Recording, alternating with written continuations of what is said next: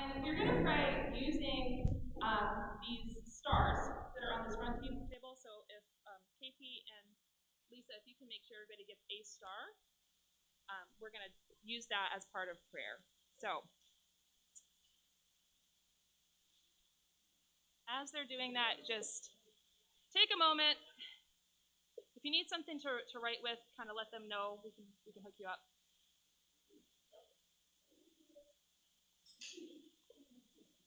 I'm going to take this off here.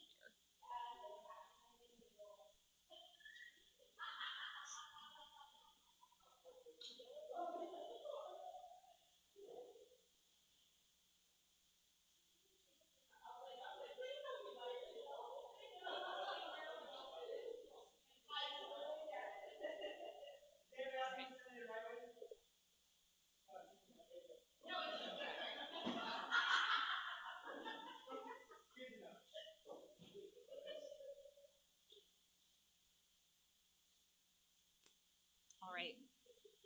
Just take a moment. Just recall that we're always and everywhere in the presence of God. And we pray in the name of the Father, the Son, and the Holy Spirit. Amen. This coming Sunday, we will hear from the book of Genesis about God's covenant with Abram. The Word of God says, "The Lord God took Abram outside and said, 'Look up at the sky and count the stars if you can. Just so,' he added, 'shall your descendants be.' Abram put his faith in the Lord, who credited it to him as an act of righteousness." This morning, we ponder an important question for the field of youth ministry, which is, how is faith actually transmitted through the generations? But this is a personal question too. Each of us is here because the truth incarnate, whose name is Jesus, became known to us through the intercession and witness of a real flesh and blood human being. This is the way in which our God reveals himself in and through relationship. So who passed the faith to you? We know that the witnesses to the gospel are more numerous than the stars of the sky, but for each of us, there has been a particular witness, one person with whom we can credit at least part of our own righteousness. This morning, I invite you to write the name of that one person on a star and come forward to place it among the many over here. As we reflect throughout the day, keep this person in mind. What about their witness made it credible to you? How can you express gratitude for this person's missionary discipleship in the particularity of your life? Lord, thank you for your people, especially those who have so formed us in faith. Open our eyes, ears, and hearts to what you want us to know this day, and make your presence known to us in our Lenten journey to the cross. Amen.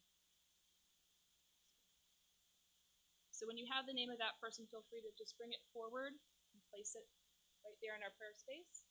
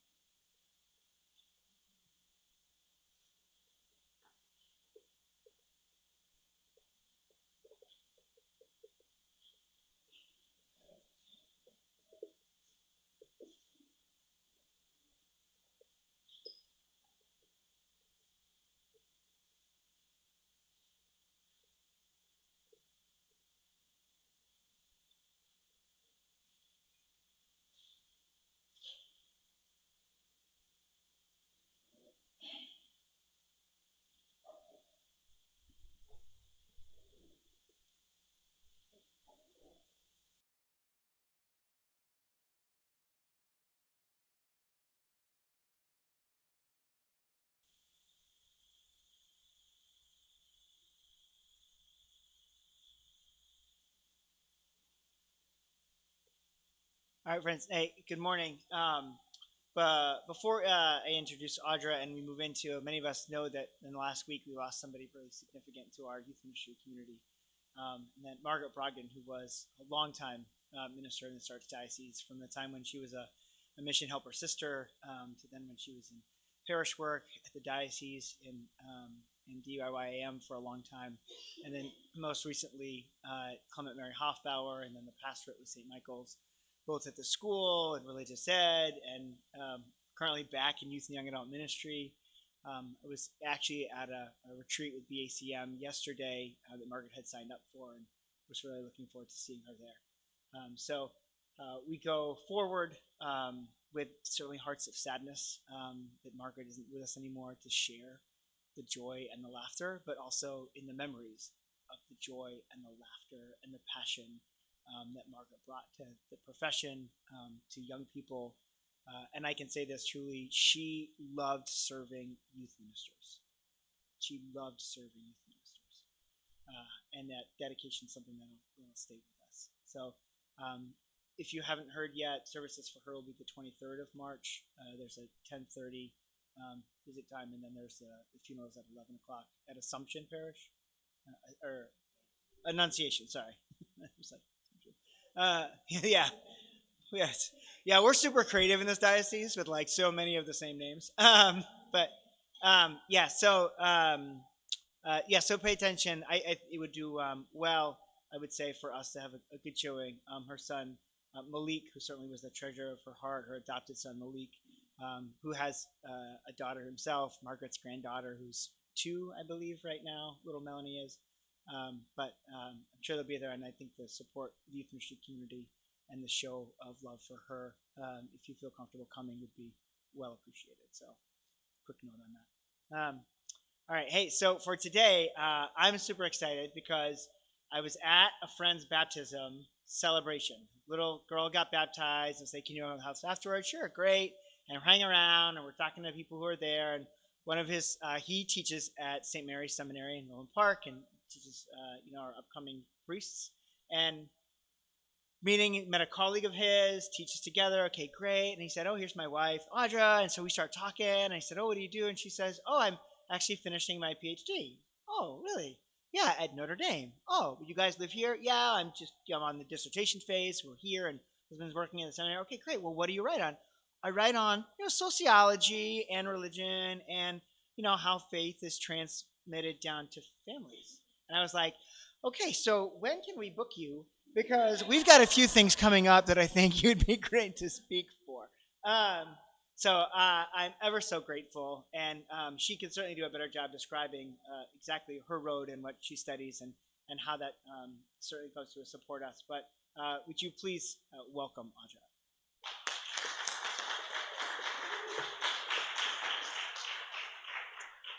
Thanks for that introduction, Craig. Let me just make sure that everything is set up here. Of course, now the computer is gone to sleep mode, so yeah, that would be great.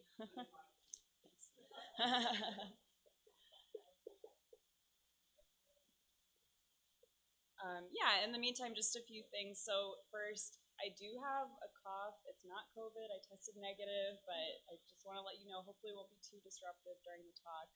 And in terms of questions, if you have any questions about something on the slides or something that I said, something that needs to be clarified, please feel free to ask. But substantive questions, let's leave more towards the end of each session. That's the end of the presentation. You're welcome. I'll just disconnect that for a second.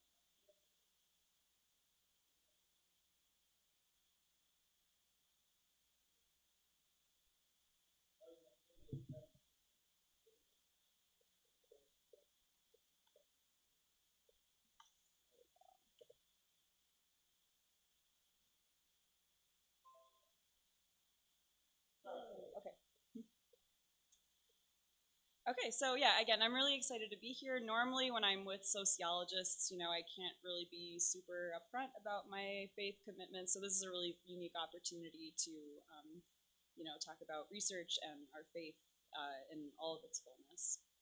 And again, I'll be talking about intergenerational religious transmission, in other words, how faith is passed on through the generations, some of the challenges and opportunities for evangelization.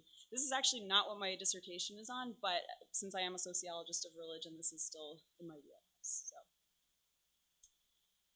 okay, just really quickly, to to give you a roadmap for the contents of this presentation. So first, I'll be going over just a brief historical background on secularization in the West, since that's kind of important to understand the context that we're talking about.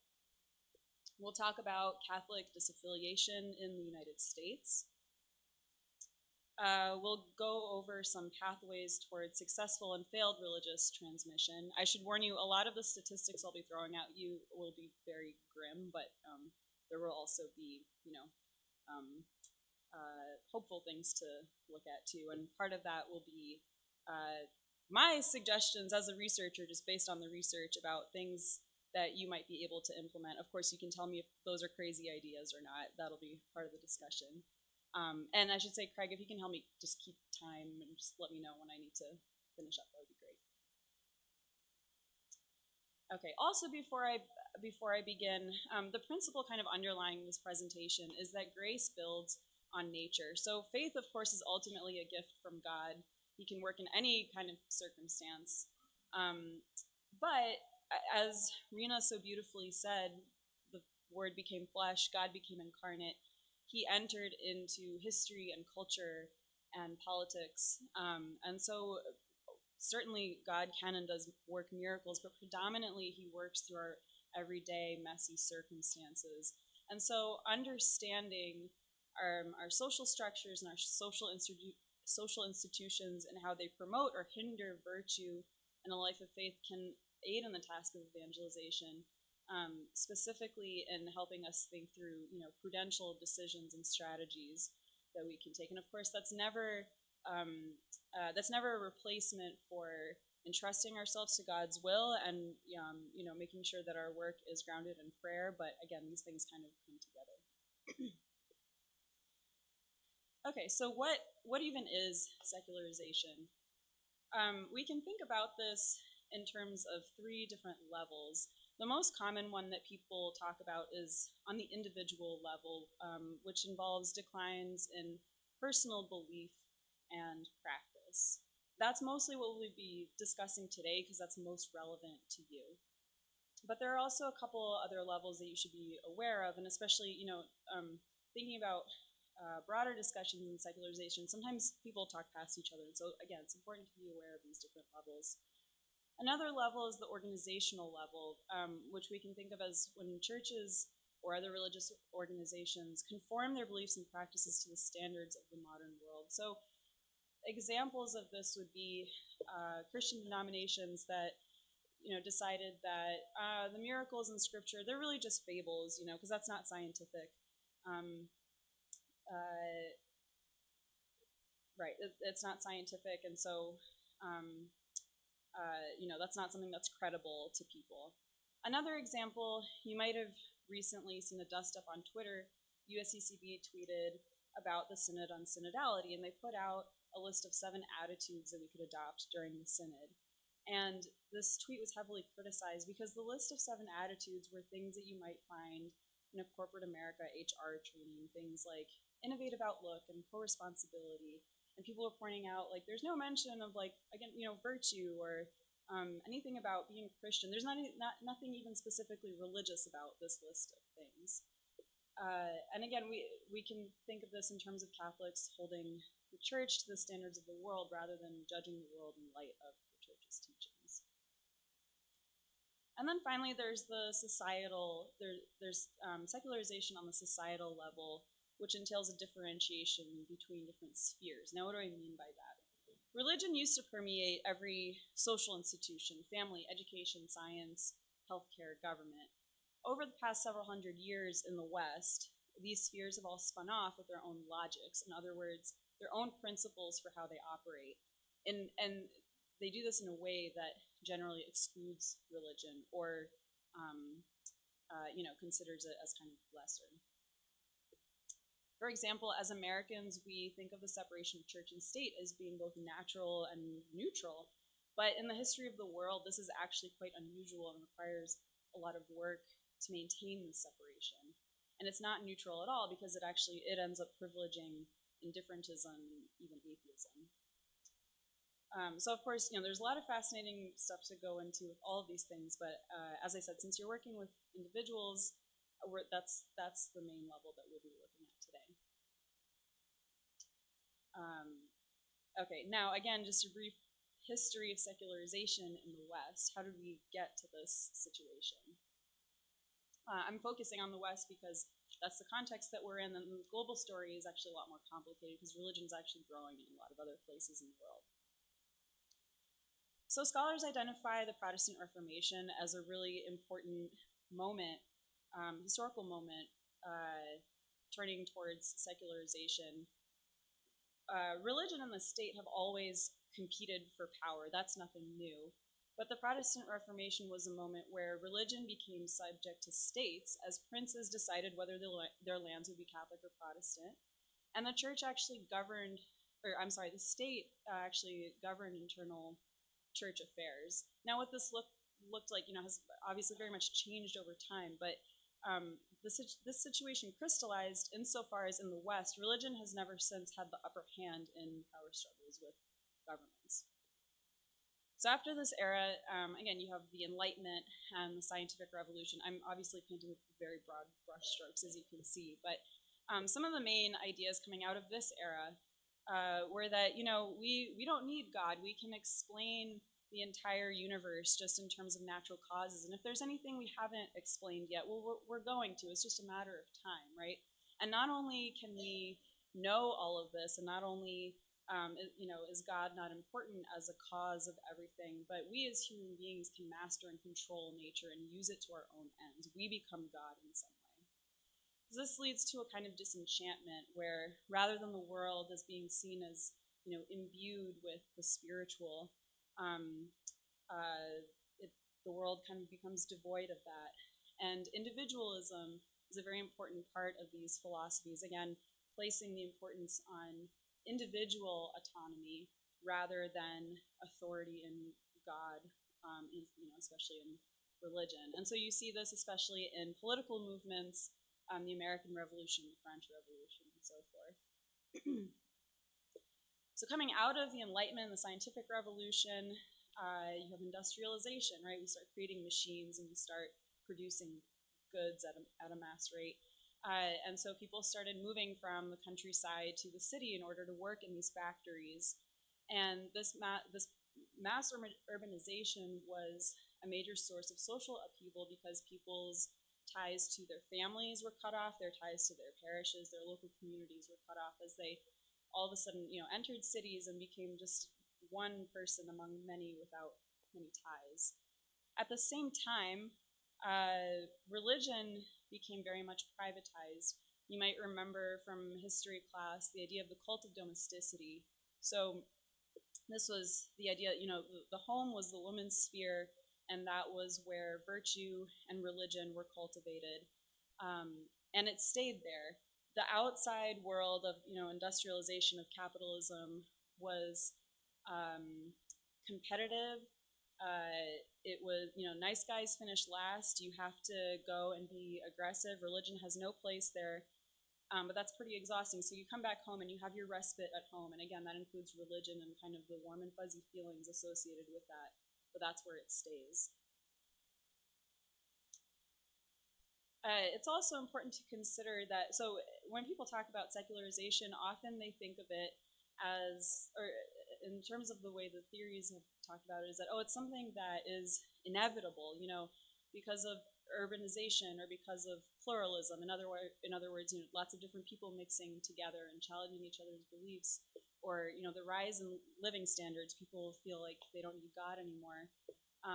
That secularization must be inevitable, but there's actually quite a bit of research showing how secularization is a project that actors carry out in institutions that they're in. So we know that this has been the case in academia, in the media, in public education, and in politics.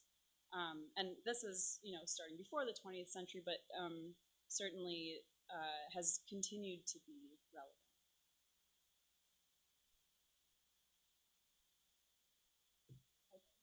It's a little bit blurry, but I'll show you what you're looking at here. So for a while, the U.S. was thought to be exceptional in the West because Americans were much more religious than their counterparts in Europe and places like Canada and Australia, especially in terms of church attendance, religious affiliation. It turns out actually that we are following the same patterns as those other countries, just more slowly. So if you can see that line towards the top, that's the gold line. That is people born between 1915 and 1924. That's that birth cohort. The x-axis on the bottom is the year, and the y-axis is the percentage of religious affiliation. So that, like I said, that gold line is people born between 1915 and 1924, and then on the bottom right, that small blue line there is people born between 1985 and 1994. And in between those are all the successive birth cohorts. And essentially what you see is that each birth cohort is successively less religious. That's kind of the main story. This is for religious affiliation. You see similar things for church attendance and prayer and other similar measures.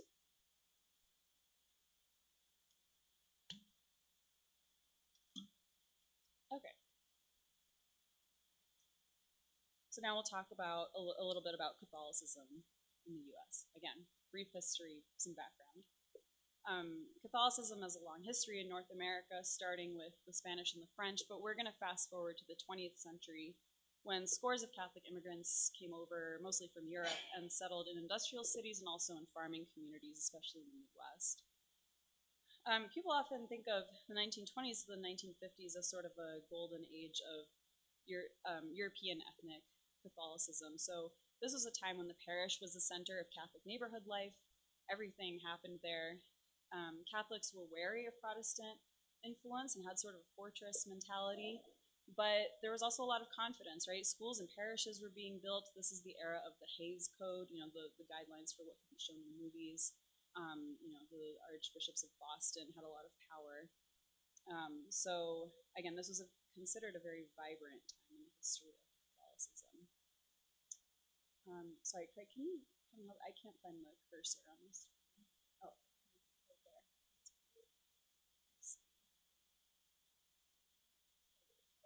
There it is. Okay.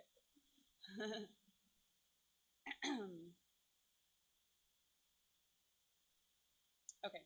So then some important things happened during and after World War II. So soldiers who went to fight were part of religiously mixed battalions, and they were encountering, often for the first time, Protestants and Jews, and of course, they're working very closely with them. They're literally in the trenches.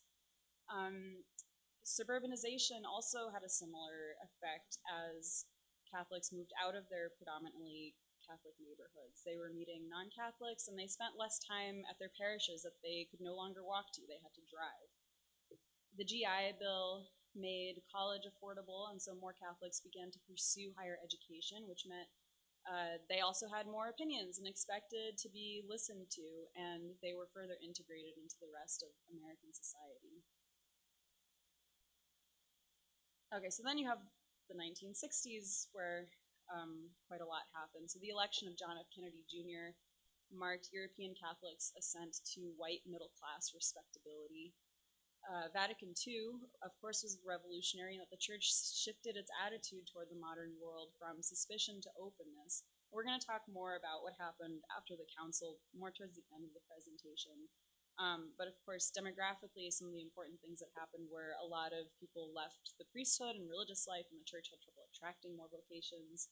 And again, as we'll see, by the 1980s, surveys of teenage Catholics at that time were showing that they didn't really have a strong sense of Catholic identity. You also had various social movements that challenged the prevailing social order. So St. Paul VI reaffirmed the church's teaching on artificial contraception with Humanae Vitae, to be greeted by major uproar among American Catholics who were not willing to accept this. And then finally, as we know, the sex abuse crisis that has continued to haunt us. Okay, just a few quick stats on U.S. Catholicism currently in terms of demographics. So about 20% of Americans identify as Catholic. Of those, 59% identify as white non-Hispanic, 34% Hispanic, 3% Black non-Hispanic, and 3% Asian non-Hispanic. Of course, there are a lot coming from immigrant backgrounds too. I didn't pull the numbers for that. And in this presentation, unfortunately, I won't have time to go into some of the really interesting, differences among the different racial and ethnic groups. But of course, that's something that's incredibly important, and especially in the Baltimore metropolitan region, it's a very diverse area. So I'm happy to talk more about that in Q&A if you have some questions. You might remember from a couple of years ago, there was a Pew Research headline that only a third of U.S. Catholics believe in transubstantiation. So many of those who do not thought that the church actually teaches that the Eucharist is just a symbol. And so they thought that they were affirming church teaching. They weren't. But about 20% knew the church's teaching and rejected it. And of course, this is hardly the only thing, right? We know that on a whole host of dogmatic and social issues, Catholics dissent from church teaching. But again, this was one that was particularly shocking, and so I wanted to point it out. And so 13% of Americans identify as former Catholics. So if I remember correctly, Catholics are the largest religious group in the United States, and if you could call former Catholics a religious group, they are actually the second largest.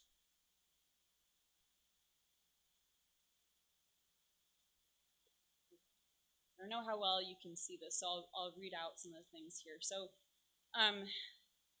this chart is from a very recent survey, and this question asked Catholics why they might have stopped going to church for a time. So this is all adults.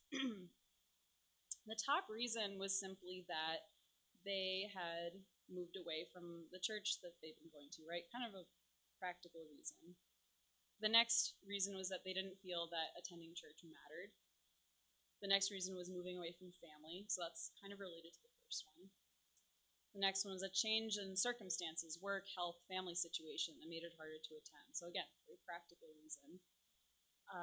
Beliefs about God or religious practice changed. Some people said, I felt my church or religious leaders were not living up to their beliefs. After that, I felt like my church or religious leaders endorsed moral or political views that were wrong. Some people didn't feel welcome in church, and then the smallest percentage at 4% said they stopped believing in God. Now, importantly, people could select more than one option, so this adds up to more than 100%. So the top one is at 20%, the bottom is at 4%. Importantly, this doesn't necessarily mean that these people had to stop identifying as Catholic. We're just looking at mass attendance. That's obviously there are lots of things that are important about living the faith, including prayer and works of corporal mercy. But mass attendance is kind of an easy, quick, and dirty thing to look at. So again, as we can see, there's a mix of reasons that are more just kind of practical versus reasons that have to do with like some sort of doubt or feeling like something is not working with the church. Okay, so this chart looks at that same set of reasons from the chart before, and then looks at who came back, essentially. So the dark green is people who now are still Catholic and they go to Mass weekly or more often. And the light green is folks who are still Catholic but go to Mass less often than once a week. So as we can see, for things like, the first one, I had a change of circumstances that made it harder to attend. I moved away from my family. I moved away from the church I had been attending. A lot of these people do end up coming back. Which is understandable, right? Like eventually maybe they get settled where they are, and they probably want to come back, and so they do. But of course, notably, it's not 100% of those people, right? So there is attrition there. You do lose people, but these people are more likely to come back. When you go down and look at something like people who said, I did not feel that attending church mattered. Some people, actually, a big chunk of those end up going to church some of the time, but not once a week or more. And then, of course, those at the bottom said, I stopped believing in God. They're the least likely to come back.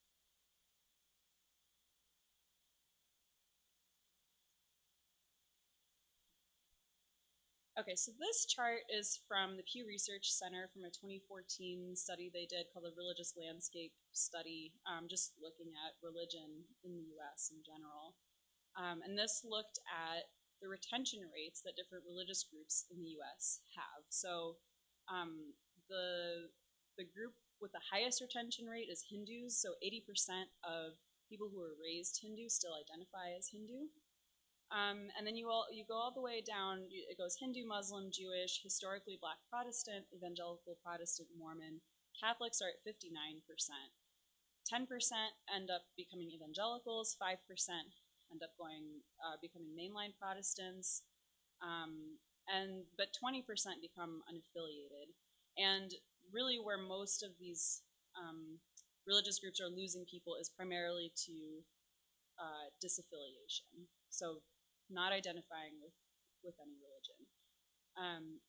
Now, again, for someone to be there's a lot of talk about religious nuns, right? And it doesn't, NONES, it doesn't mean that they don't have any religious beliefs or don't have any kind of religious practice. And in fact, now people are starting to research like the differences within that group. But that group includes everyone from staunch atheists to people who just don't want to be involved with institutional religion, to people who will say I'm spiritual but not religious. But overall, even those who continue to practice something do so at lower rates than people who are institutionally involved in religion. Okay, so this is again from the same study, kind of slicing the data a little bit differently. So this is looking at essentially whether different groups come out net positive or negative, right? So people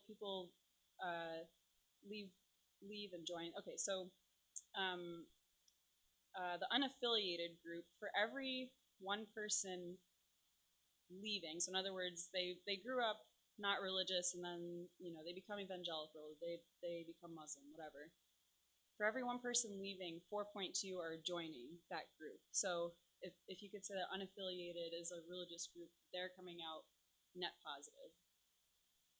Evangelicals are just slightly coming out net positive. For every one evangelical who leaves, they get 1.2 coming in. Black Protestants and mainline Protestants are net negative. So for every one person who joins, 1.6 and 1.7 respectively leave. And Catholics at the bottom are not doing great. So for every one person who converts to Catholicism, 6.5 leave the church.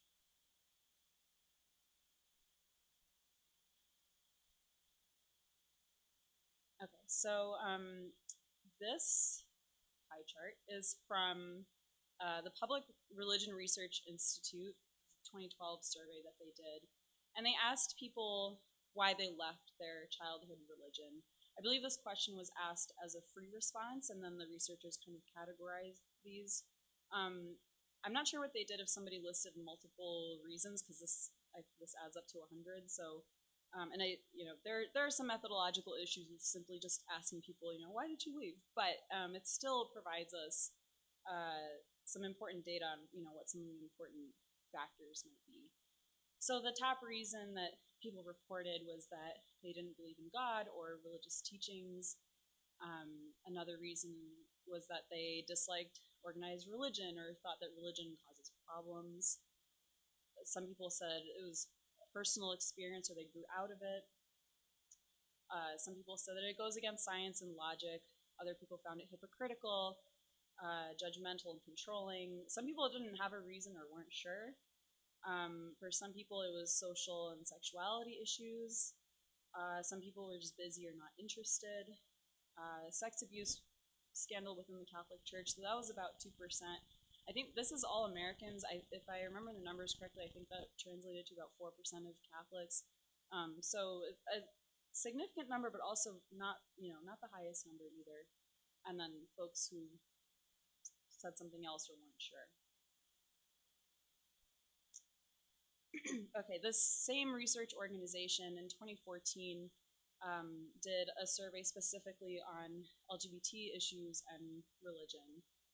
And so we saw on the previous slide, some portion of people said that this was an important reason they left religion.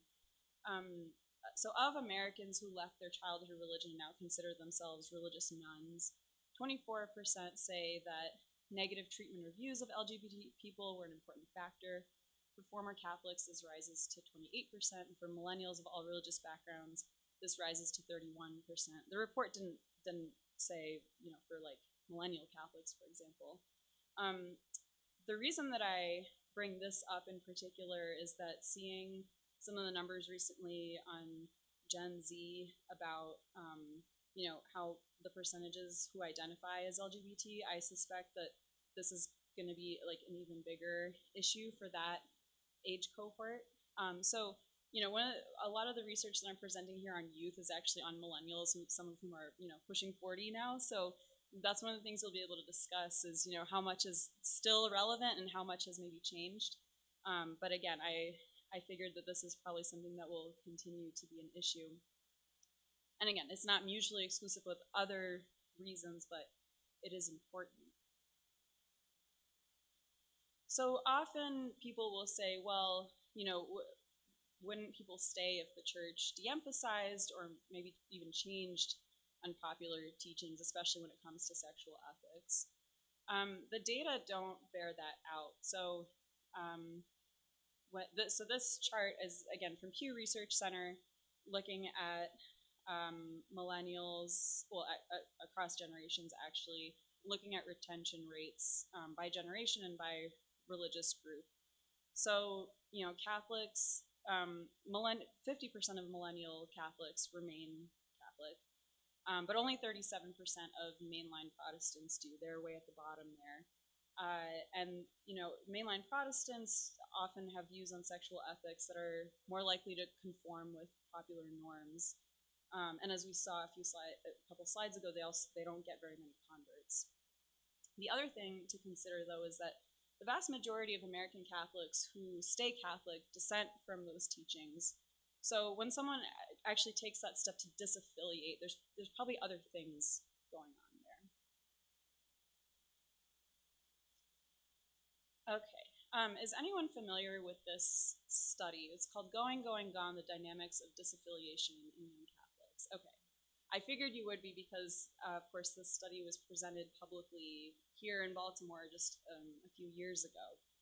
So you could probably tell me even more about it, but I'll present just a few things from that. So this was a 2015 survey of people born from 1990 to 2000. So this is straddling, young millennials and old Gen Zers, essentially. Yes. Great, thank you. And so they surveyed people. They also did quite a lot of interviews. And they found that 13% of those who at the time were 18 to 25 years old already considered themselves former Catholics. They considered themselves to have left the church.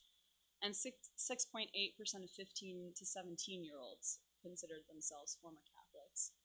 The really shocking thing, and I remember when this was reported, was that the median reported age for disaffiliation was just 13 years old. Now that's the median, so that means that some were saying that they had left the church when they were 10 or even when they were 5.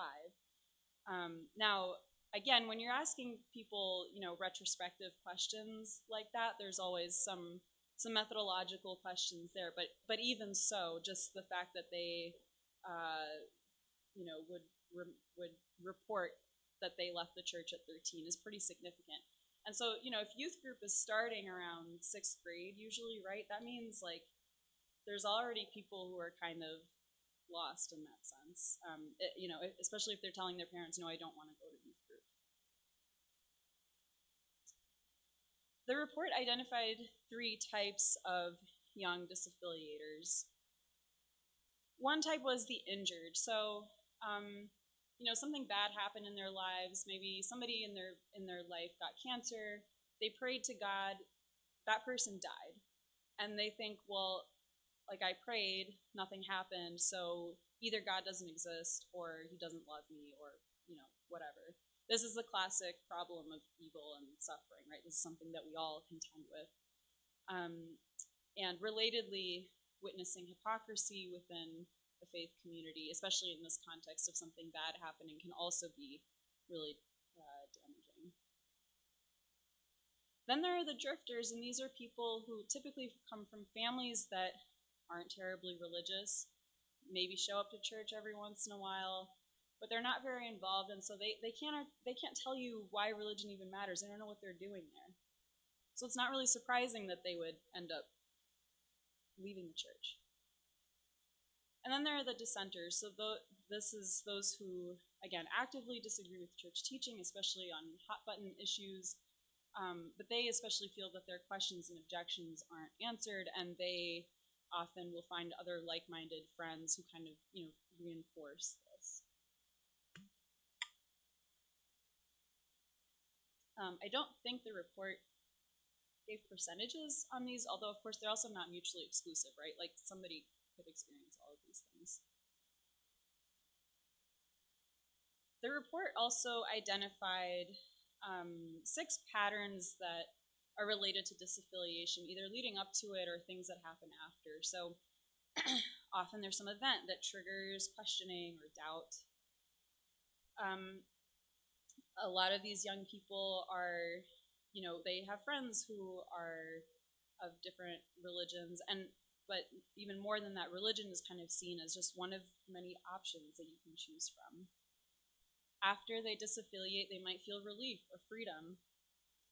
Some say that religion was forced on them and they wouldn't do that to their own children. It should be a choice. Often they also think that you don't need religion to be a good person. So if you don't need that, then just live your life. And then a lot said that they just didn't think that Catholicism was logical or scientific, and they might still be open to it, but nobody has explained to them how these things are compatible. Now, it's important to kind of understand this in the context of the life cycle. So even just in general, looking across generations, since we've had survey data on this, we've known that adolescence and early adulthood is typically the least religious period in a person's life. And that there's just a lot going on. Then people are moving. They might be pursuing romantic relationships and get distracted. It's just a very there's a lot going on that time of life. It used to be that marriage and childbearing would get a lot of those people back into church, because typically you got married in church, and then people had a sense of, well, I want to raise my children with some sort of morals, some sort of foundation, some sort of community, and church is a place to do that. But fewer people are getting married. Those who do marry tend to do so later, and often they're not getting married in the church too. So this isn't something that people used to be sort of optimistic about. Oh, well, these young people, they'll come back, but that's not happening anymore. Okay. So now I'd like to turn to some data from the National Study on Youth and Religion. This was a longitudinal study conducted in 4 waves of surveys and interviews. So that means that, I think the first wave was in 2000 and the last one was in 2013. So what this means is that, they had participants who were born between 1985 and 1989, so millennials, and they were surveyed 4 times.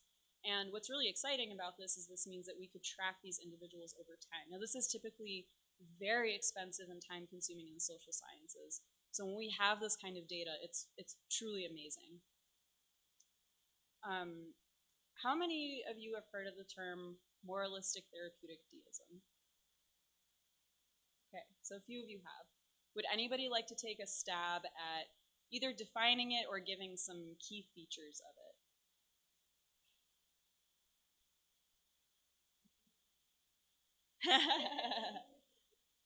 Sure. Mm-hmm. Yeah, that's a great summary. Craig, did you want to add anything? Great, perfect. So my advisor, Christian Smith, is the one who coined that term. So out of this study came many books and reports, and Soul Searching was one of the books that came out of this, and this is where this idea is first kind of expounded. So, okay, so I'll talk about what moralistic therapeutic deism is and why this matters. So again, it's the idea that God exists, created the world, watches over human life. God wants people to be good, nice, and fair, and that's pretty much what most religions teach. The main goal in life is to be happy and feel good about yourself. God doesn't need to be involved in your life except to resolve a problem. And good people good people go to heaven when they die. I like to think of this as, God is a customer service agent, essentially. The striking thing is that survey and interview respondents largely converged on this understanding, regardless of what religious tradition they came from. Right? So you could be Christian, Hindu, Muslim, Jewish, whatever, and like most people pretty much thought of God in these terms. You'll notice some of the things that are missing here would be, some account of evil, some need for salvation.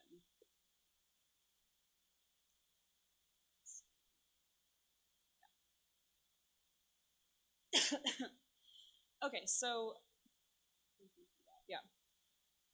So now we'll look at some data that come from the NSYR.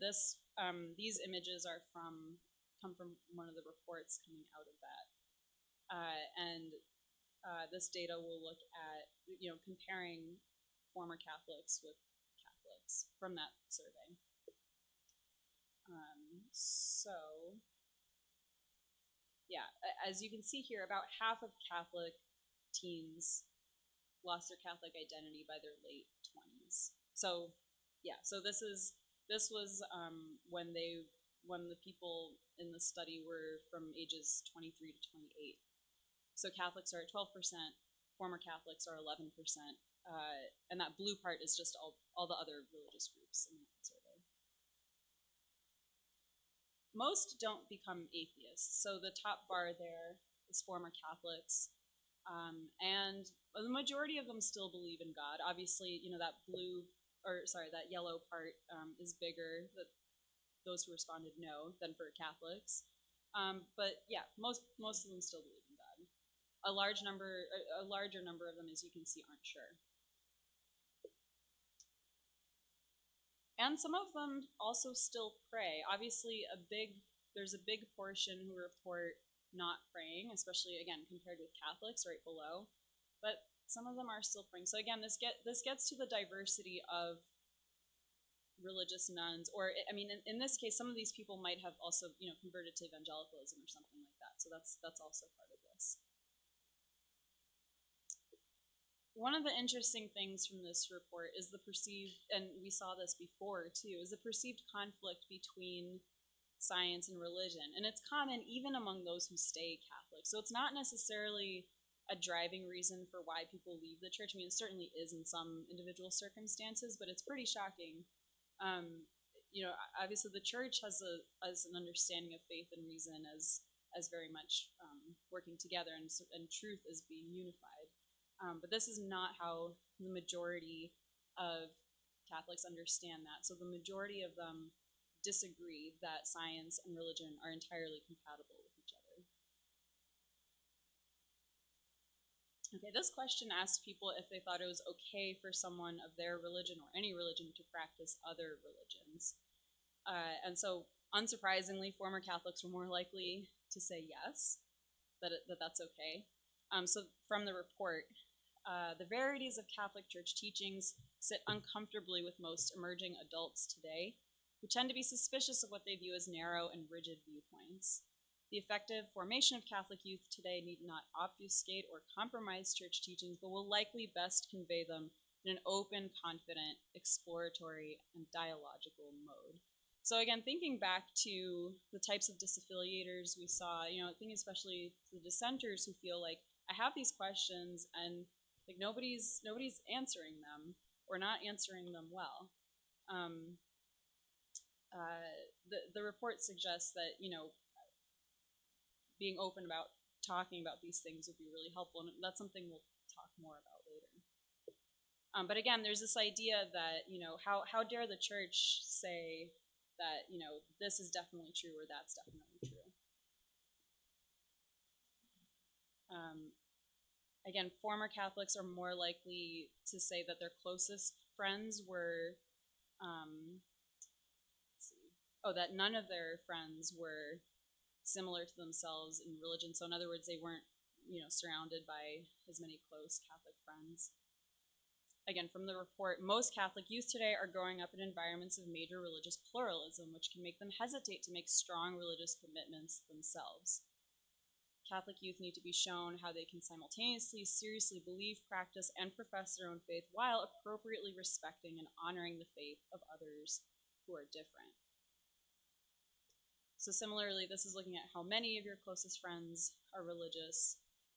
Former Catholics much more likely to say that none of their friends are religious, from any tradition. Now, importantly, pluralism by itself isn't necessarily secularizing. It is true that coming into contact with other belief systems can make you question your own, but the thing is, we know from research in other contexts that pluralism can actually strengthen religious identity, because sometimes coming into contact with other people makes you feel like, oh no, like I'm not like those people, like I'm a Catholic, this is what I believe. So it's really about pluralism in the context of a sort of indifferentism that has a secularizing effect.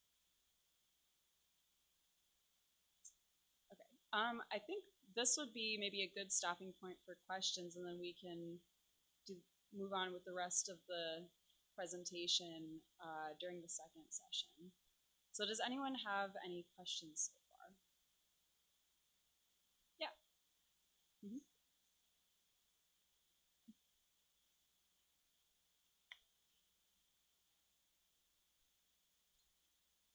Yeah. Yeah. And then there's that kind of shift. Is some of it down to the other options people? You might the meditation all the time. And it seems like in secular society, people are so looking for that actually. Yeah, I think that's a big part of it. Because again, staunch atheists are probably. I don't want to give you the wrong thing, but I think they're probably a minority of those who are, religious nuns, right? So absolutely, people are seeking things, as you said, meditation, yoga, also things like Wicca are kind of on the rise, which is, it's not institutional, and it can be communal or it can be individual. Like there's a lot of flexibility, right? So that's all, and especially online, like there's a lot of you don't need to go to a building to practice that. You can find a community online that does those things. So there's kind of like a being alone together aspect of it. But yes, I think people are kind of aware of those things, and so that also contributes, especially if they're dissatisfied with Catholicism or whatever they grew up with for some reason.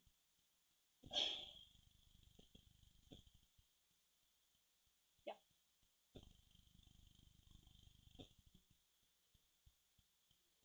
Mm-hmm. Mm.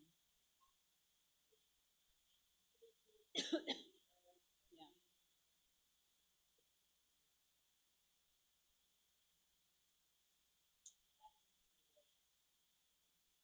Yeah.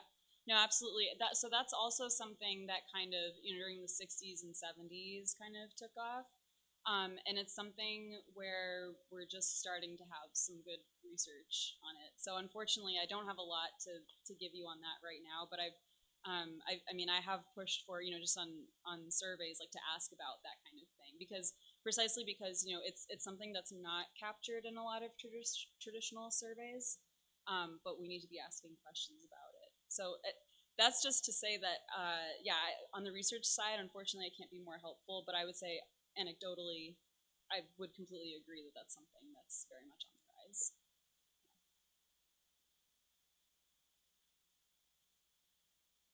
Mm-hmm. No, it's great.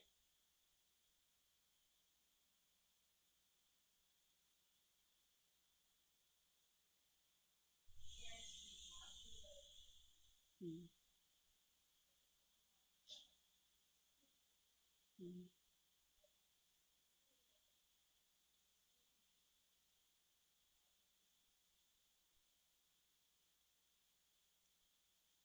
That is an excellent question, and that is what the entire second half of the presentation is going to be about. Thank you for that segue. That's right.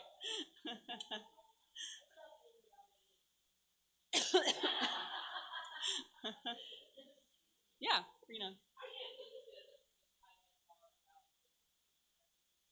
sure.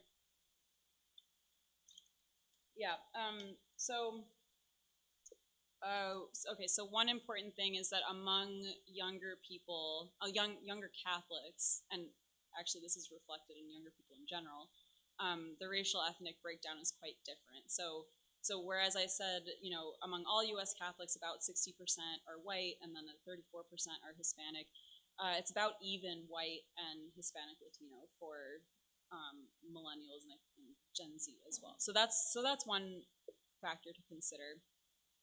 Um, I would say the main highlight is that generally, at least certainly compared to Hispanics and Black Catholics, white Catholics tend to be less religious, including among youth. I'm not sure about Asian Catholics. Um, yeah, I would say those are really the main highlights. Yeah. Uh,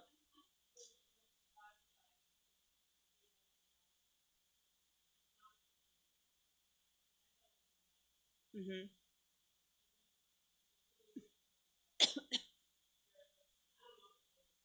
Yeah. Well, that's just it, right? There's a difference between I don't know if I believe in God versus I am firmly committed to the idea that God does not exist and I can prove it to you, right?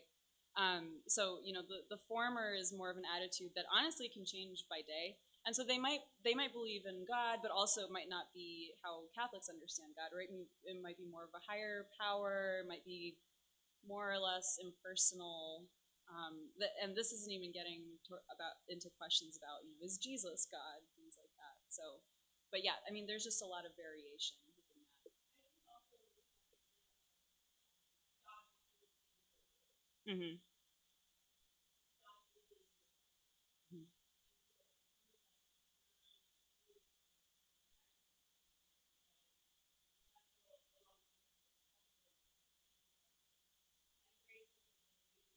Right. There's some quip I heard once about how like a lot of self-proclaimed atheists are actually mad at God, right? Like so it's yeah, there is again there's a difference between like I think the new atheist movement is kind of old hat now, but there is still a lot of that anger and resentment, and as well, and especially when you think about family issues and how broken families are, and especially within Christianity, right? Like when we talk about God being a father, if you don't have a good relationship with your father, it can be very difficult to have a good relationship with God. So yeah.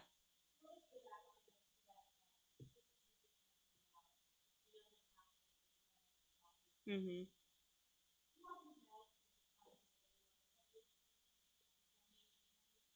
Yeah. Yeah. Yeah. That's a great question, and I don't know what the breakdown is by generation, but I do know that I think once you hit about third generation, and I think this is for immigrants generally, although I think especially Hispanic immigrants, then they start looking like the rest of the U.S. population, especially white Catholics. But yeah, so that, and again, especially in this area, right? Like this is a very diverse area in terms of where people are coming from. So that is definitely important to consider. Yeah.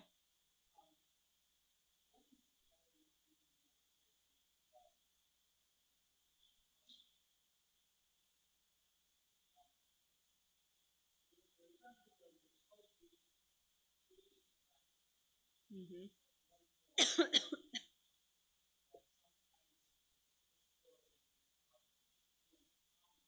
Mm-hmm.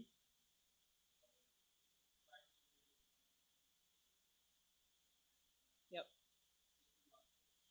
Right.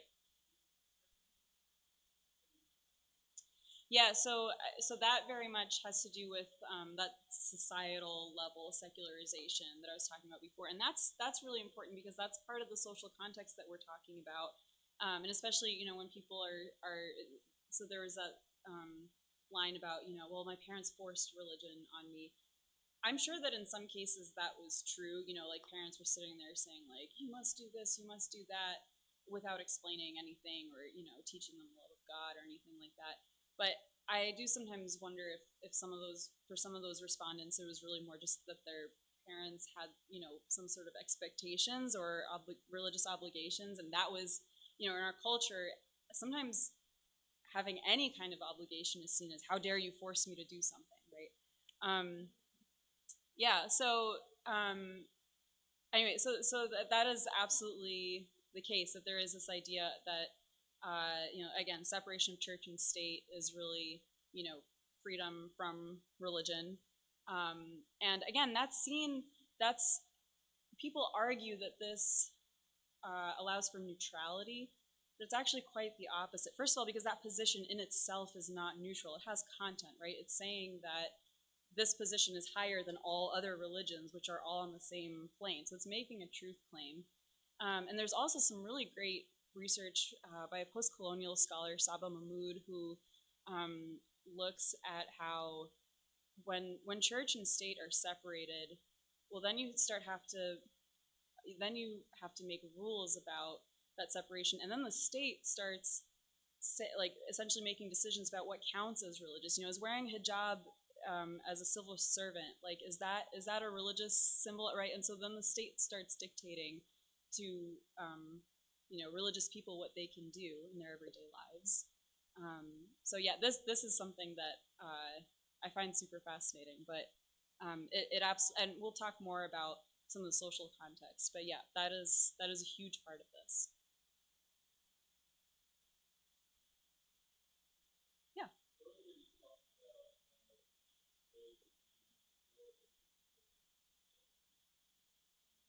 Mm-hmm.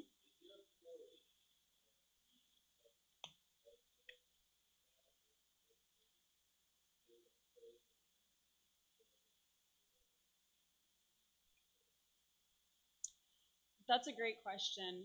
Um, I don't know the answer to that. I would suspect that there is some of that at play. Sometimes it's helpful to look at even how a survey was conducted. For example, if it's done online, that's very different, or on paper or something like that. That's very different from somebody asking you over the phone, because then you're interacting with a person, and then you might be less likely to admit that you hold some socially unpopular view. Um, I don't have anything specific on that beyond just to say that again,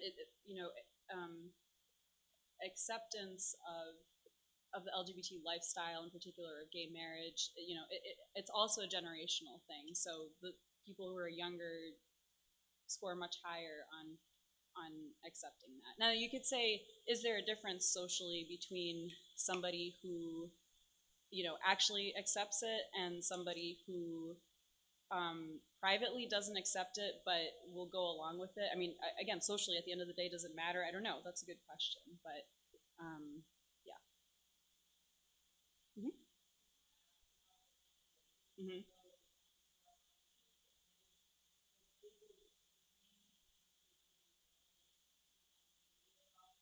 Yeah.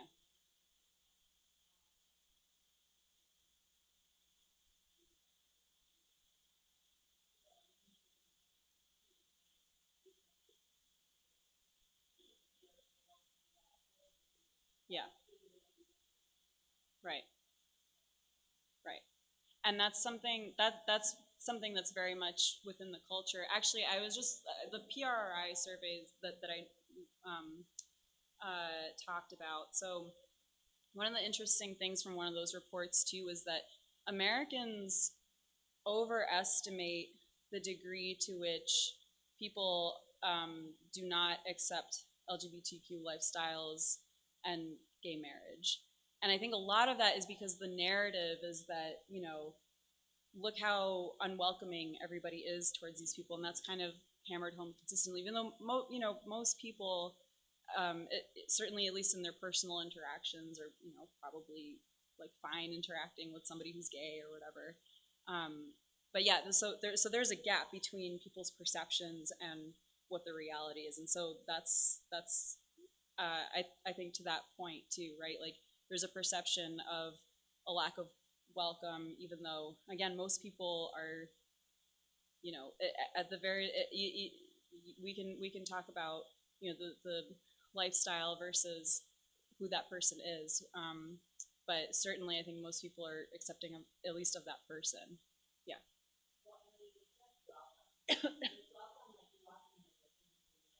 Right. Mm-hmm.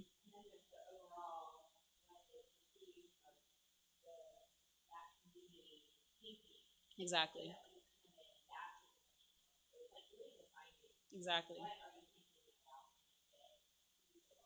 Right. And when we look at some of those earlier numbers, it was actually a pretty, at least I found it surprising. It was a relatively small number who disaffiliated or who stopped going to church because they didn't feel welcome. But again, we don't know what if everybody taking the survey had the same idea of what that meant. I also, if I remember correctly, that was looking at all U.S. adults. So whether younger people would answer differently, I'm not sure. We would have to look at the breakdown of those numbers. So I think it's 11. Oh, maybe one more question. Yeah. Okay.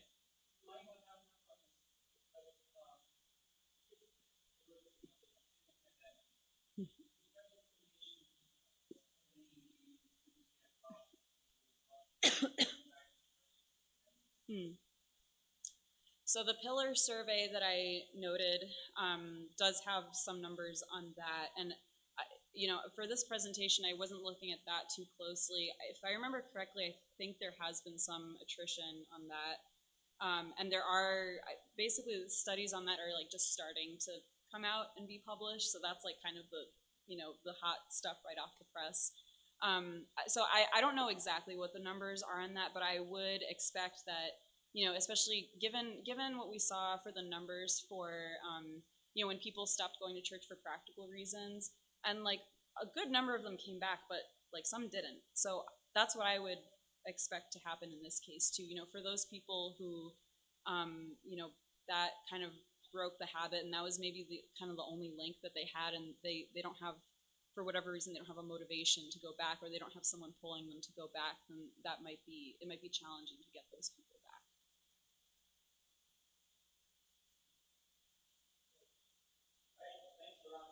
Yeah.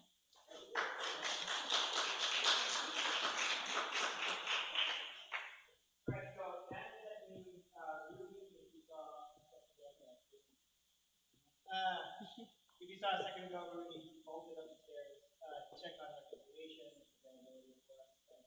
Right now, I actually have no idea.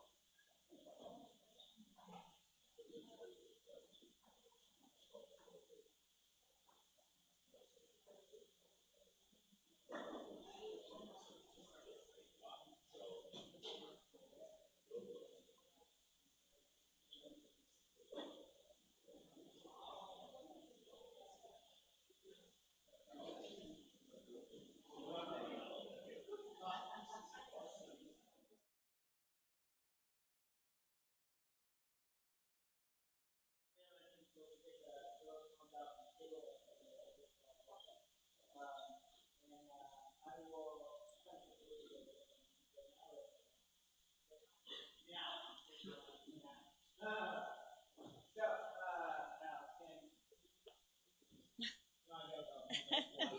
you gotta go behind the thing. Because there's a microphone, and the microphone picks up the sound, and Rudy gave me the thumbs up. So that's how that works. Um, ladies and gentlemen, the godmother of one of my children. That's it. See if I let Gianna come to see you anymore. Um, yeah, right. A couple things coming up. One, we've got obviously the continuation of the OSV things that we're doing. We've got a website for that actually that's nearly complete, so be looking for that to come out. We'll have more information. The next gathering is at Saverna Park. If you've missed the first one was virtual in January. The one in February was in person at the Shrine of St. Anthony, and those were all recorded and they'll be up online. You can go back and look at those if you want to kind of get caught up on the things we've done before. It's really interesting. It's a great process. And if you want more information about it, let us know. Again, we're kind of working towards in the fall, there'll be an opportunity for parishes to submit mission projects to be supported by both grant money and then continuing formation and accompaniment throughout. So that's one thing. The most pressing next thing is that we've got Rise Up coming up on May 1st in Mount St. Joe. Roseanne should be finishing the registration link today. So she was going to finish it yesterday, but she was on retreat with BACM. And I like to give her time to retreat too, because she is a spiritual woman who needs time to retreat. So she was retreating yesterday, but today hopefully she is full force in and finishing up that registration link to be able to get out to you all. One thing on that, there'll be a couple different ways to register. So you can register obviously as a youth participant, as an adult participant that's participating in Rise Up, right? Just as like an adult chaperone or leader. Then there'll be an opportunity if you've got a peer minister that you would like to be part of the day and you'd like to have them there. High school peer ministers, we have slots for those. I'm going to limit it to probably about 25 peer ministers for the whole experience. I'll also be sending that out to high school campus ministers. So I know they're interested in having some of their folks. So if you have a peer minister, I suggest when it gets out to you, you kind of get on the saying like, hey, why don't you come and do this and be with us for the day? It'd be a great experience for them. There'll also be an adult portion for the day, right, where they'll do some training with parents and adults. That's going to be not the whole day, but it'll be towards the evening. So parents could come back early to pick up their kid. They could come to Mount St. Joe, and we're going to have some speakers and presenters that will do some formation with them and a time for them. And then they can stay for the closing liturgy. And one note on the closing liturgy, it will be actually with the Archbishop. So when I say that, hopefully that ratchets up to you like, boy, I should get people there, because if the Archbishop comes and there's only 30 people there, Craig's going to feel really embarrassed. But no, I'm excited to have him there. He hasn't been with us for Rise Up. We've had Bishop Madden. What's so funny, I was talking about the other day, I was like, man, Rise Up. Like we had like 2 normal Rise Ups. We had like St. Louis and Clarksville. Then we had Mount St. Joe. It was like, all right, we're ready to go to the next thing. And then we were closed. And then last year was, we were in the trees. So this year we're back at Mount St. Joe and I'm excited about it. So so come on out May 1 for Rise Up. Have parents come for that evening part. As we know, parent ministry is super important. That's my segue to introducing Aja so she can take us through the second half. All right, thanks, Craig. Yes. So as we talk about now pathways towards successful and failed religious transmission, parents are going to be the main folks that we're going to be focusing on. Okay. The single most powerful causal influence on the religious lives of American teenagers and young adults is the religious lives of their parents. Not peers, not media, not clergy. Sorry, not you guys. Not religion teachers. Doesn't mean these other influences don't matter. It's just that parents are the most important influence. And so I think often we think of, parental influences having declined in some way. Culturally, we think of, teenagers are rebellious and they don't really listen to their parents. Actually, parents still matter quite a bit. This quote that I pulled from is from a book that my advisor wrote in 2020 with a couple of my classmates, and I will talk more about this study momentarily. Again, so parents are the single most important factor in a person's religious belief and practices. And again, often people think, well, peers and media are probably more important, and no, that's actually not the case. So again, if you want to if you want to predict someone's religious outcomes, the best way to do that is to look at the religious lives of that person's parents. This is just a little graphic I made to understand how this works a little bit better. There's a few things to unpack. So how do parents affect their children's religious outcomes? They do so directly and indirectly. They do so directly by teaching them the faith, by taking them to church, by praying with them, setting moral expectations, and so forth. But they also do so indirectly. They decide where their kids go to school. They have some influence in who their kids hang out with and what media they consume, and also how they consume and how they interact with other people. And one important caveat is that there's not a lot of research on the influence of family beyond parents. So we don't know a lot about how siblings, aunts and uncles, grandparents, cousins, and so forth affect religiosity.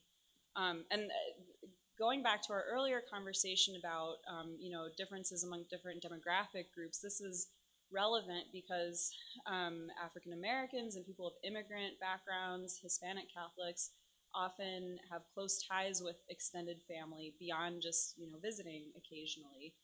So that's an area where there needs to be a lot more research, and I'll suggest some ways later, if I remember, about how they might be important in playing a role. But anyway, the parents as a direct and indirect influence in context of the broader social world that they're in are really important. And again, the broader social world, again, it includes school, friends, parish, media, workplace. Third places are places that are not home or work. So, going out to a restaurant or going to the park, things like that. Okay, so this is looking back again at data from the NSYR. And somebody, so to questions before about the importance of parents. So transmission of the Catholic faith is more likely when both parents are committed Catholics. So again, that top bar is former Catholics, the middle bar is people who are currently Catholic. And the lighter yellow color indicates parents of the same religious faith, in this case both Catholic. So again, as we see, people who stay Catholic are more likely to have both of their parents be Catholic. Transmission of the faith is also more likely when youth are emotionally close with their parents. So this asked people, how close do you feel to your father? Former Catholics were less likely to say that they feel extremely or very close to their dads. And it's a similar story with mothers as well. So we talked a little, I mentioned before about how, especially in Christianity, the idea of God being a father is very important. And so if you don't have a great relationship with your dad, that can really cause some tension.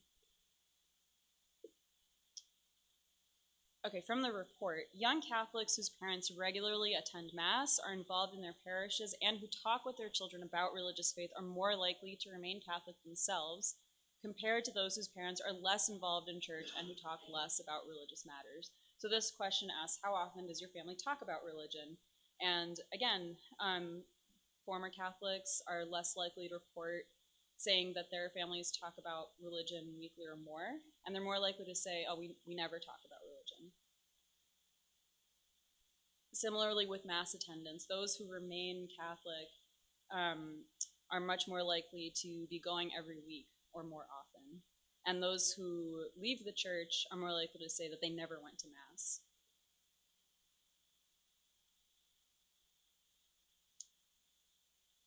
Even just how often parents themselves go to the parish for other things. Maybe they're involved in service or prayer groups, or they're lectors or whatever. Once again, those who say that their parents never do this stuff are less likely to stay Catholic. Okay, yeah, unfortunately this is a little bit blurry. I won't spend too much time on these, but this is again based on the NSYR data. The next three images come from the book Young Catholic America, which is a book based on this data set, specifically just looking at Catholics. So most survey analysis techniques tell us how important individual factors are for some outcome, net of other factors. But there's a technique called qualitative comparative analysis, or QCA, which lets you look at how combinations of factors through time might lead to a particular outcome. So in this case, researchers looked at the outcome of, in 5 years, who were the young adults with the lowest minimal religiosity. And what they were looking for was pathways that led to a greater than 50-50 chance that a teen would end up not being very religious in young adulthood. So again, I don't know if you can see this very well, but just to look at a couple of these. In the first path, you see somebody with low parental religious service attendance and importance of faith. The teen reports high importance of religious faith for themselves. The teen has few adults in their parish who they can turn to, and the teen had few religious experiences. So in other words, this is a teen who, they say like, oh, religion is really important to me, but none of the adults in their lives, consider religion very important, and the teenager themselves hasn't had maybe experiences in prayer. And so kind of unsurprisingly, 5 years later, they end up being not very religious. The main takeaway, if we were to go through all of these, is that when you just have one religious factor, it's very unlikely that that will be enough to carry you through, essentially.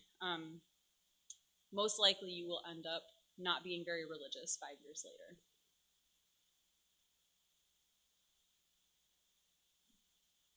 Okay, this next chart is the opposite. This is looking at teenagers who 5 years later were high or moderate on religiosity. This first pathway, high parental religious service attendance and importance of faith, high teen importance of religious faith. Teen does not frequently read scripture, and teen does not attend Sunday school, CCD. Now that might seem weird, like, how is it that these kind of non-religious factors could be resulting in higher moderate religiosity? And the point in this first pathway is that, again, when the parents consider religion important and the teen considers religion important, even if they're not doing everything that they could possibly doing, that may in many cases be still enough to kind of carry them through. So again, they're still religious a few years later. The second pathway is that, again, the parents are high on church attendance and saying that faith is important to them. The teen says that, no, religion is not important to me, but the teen goes to CCD. So again, when you put these things together, when you have the parents consider the faith important, and the teen is kind of institutionally involved, 5 years later, this person might actually end up higher on religiosity. Now again, that's not definite, right? These are not like fatalistic kind of tracks that you put in. It's just that in these pathways, you're more likely than not to end up relatively religious. If we were to look at all of these, what we would be seeing is that, again, there's essentially a combination of things, and usually it's a combination of your parents being pretty religious and some sort of institutional involvement, or at least some sort of personal involvement in religion, in the faith. Okay, the researchers then did this analysis again, but looking at Catholic schools, attendance at Catholic schools. And again, they found pretty similar results. And this is looking at, again, the outcome of high religiosity or moderate religiosity. And we'll look at the third and fourth pathways. So in the third pathway, the teen attends Catholic school and considers religion important, but their parents are not very religious and don't go to Mass very often, and they, in fact, don't have many adults in their parish that they can turn to.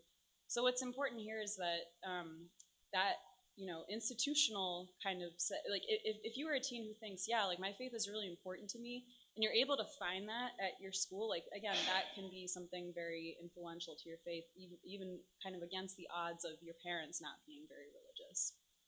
On the other hand, there's a pathway where a teen does not attend a Catholic school, but they consider religion really important, and their parents are really high on religiosity.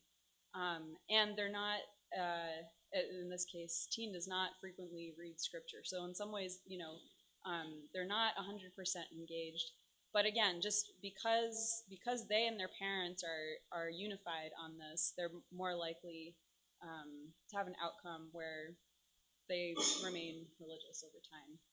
I will say about Catholic schools, the research on Catholic schools. So one of the issues is that you can't randomly assign people for the most part to attend Catholic school or not. So there's of course a selection effect. Parents who care about the faith are more likely to try to send their kids to Catholic school. So there is a positive effect of Catholic schools generally, but it's it's a little hard to say if it's the parents or the school. The other thing to keep in mind is that what a Catholic school is varies considerably. Everything from a prep school that's really just where parents who don't want to send their kids to public school send their kids, versus a school where Catholic identity is like something really, really important. So that's just something to note about the research on Catholic schools and how that helps people continue in their faith. Yeah.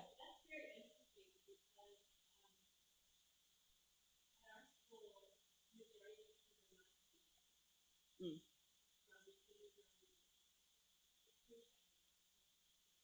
Yeah. Mm-hmm.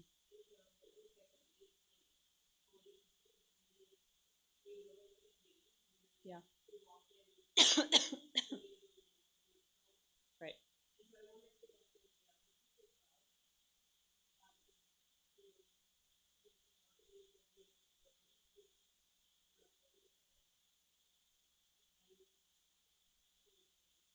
Right.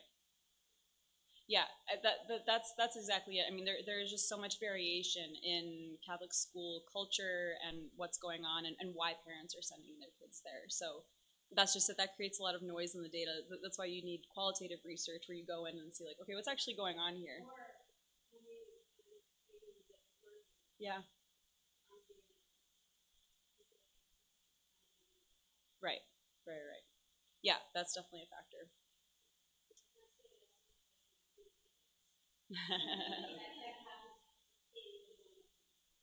Yeah. Yeah.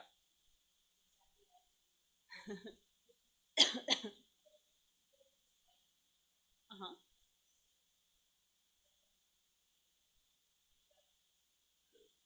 These ones. Um, these or sorry.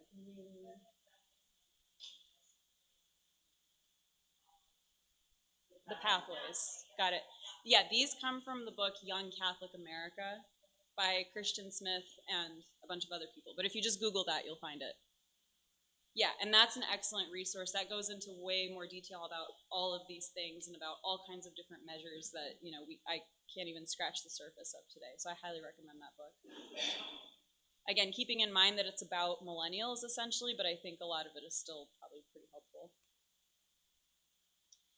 So these studies have largely been from the perspectives of young people, but what about the parents?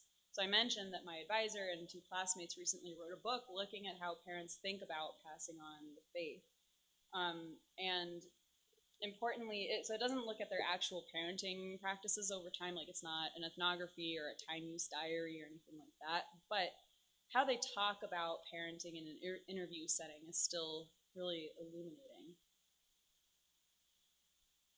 So this was 235 in-depth interviews conducted a few years ago, and they purposely sampled people from a variety of religious and racial backgrounds, and except for the sample of non-religious parents they picked, all of these people were institutionally involved in religion. So they were purposely looking for the kinds of people who might be like actually interested and invested in passing their faith on.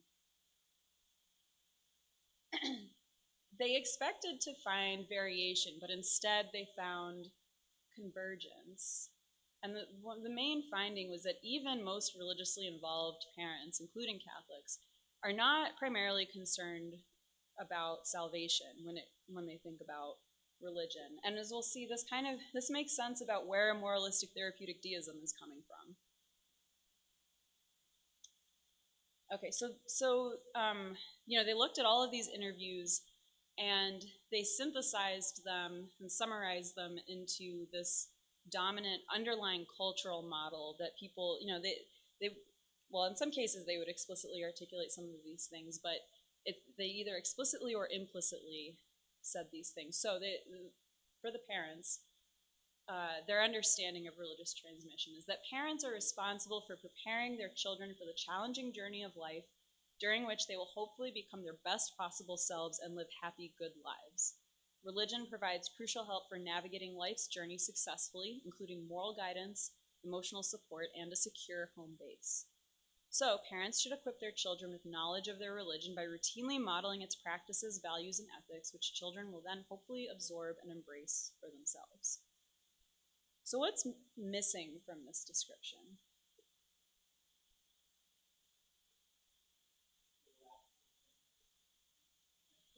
There's nothing about like salvation, heaven and hell, and again, granting that this is across religious traditions, right? And like different religious traditions have different doctrines about these things. That's fine, but even among Christians, there wasn't really talk about otherworldly things, as it were.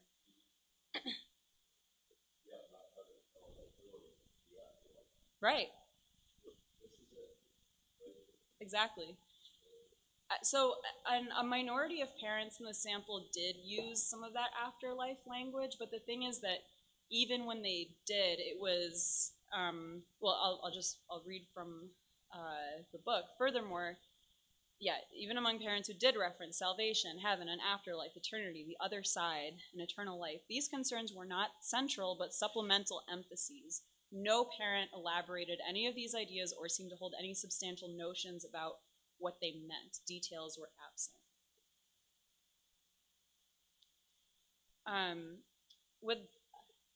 If you guys can see, would somebody like to volunteer to read this quote? This is from a white Catholic father who's interviewed in Chicago.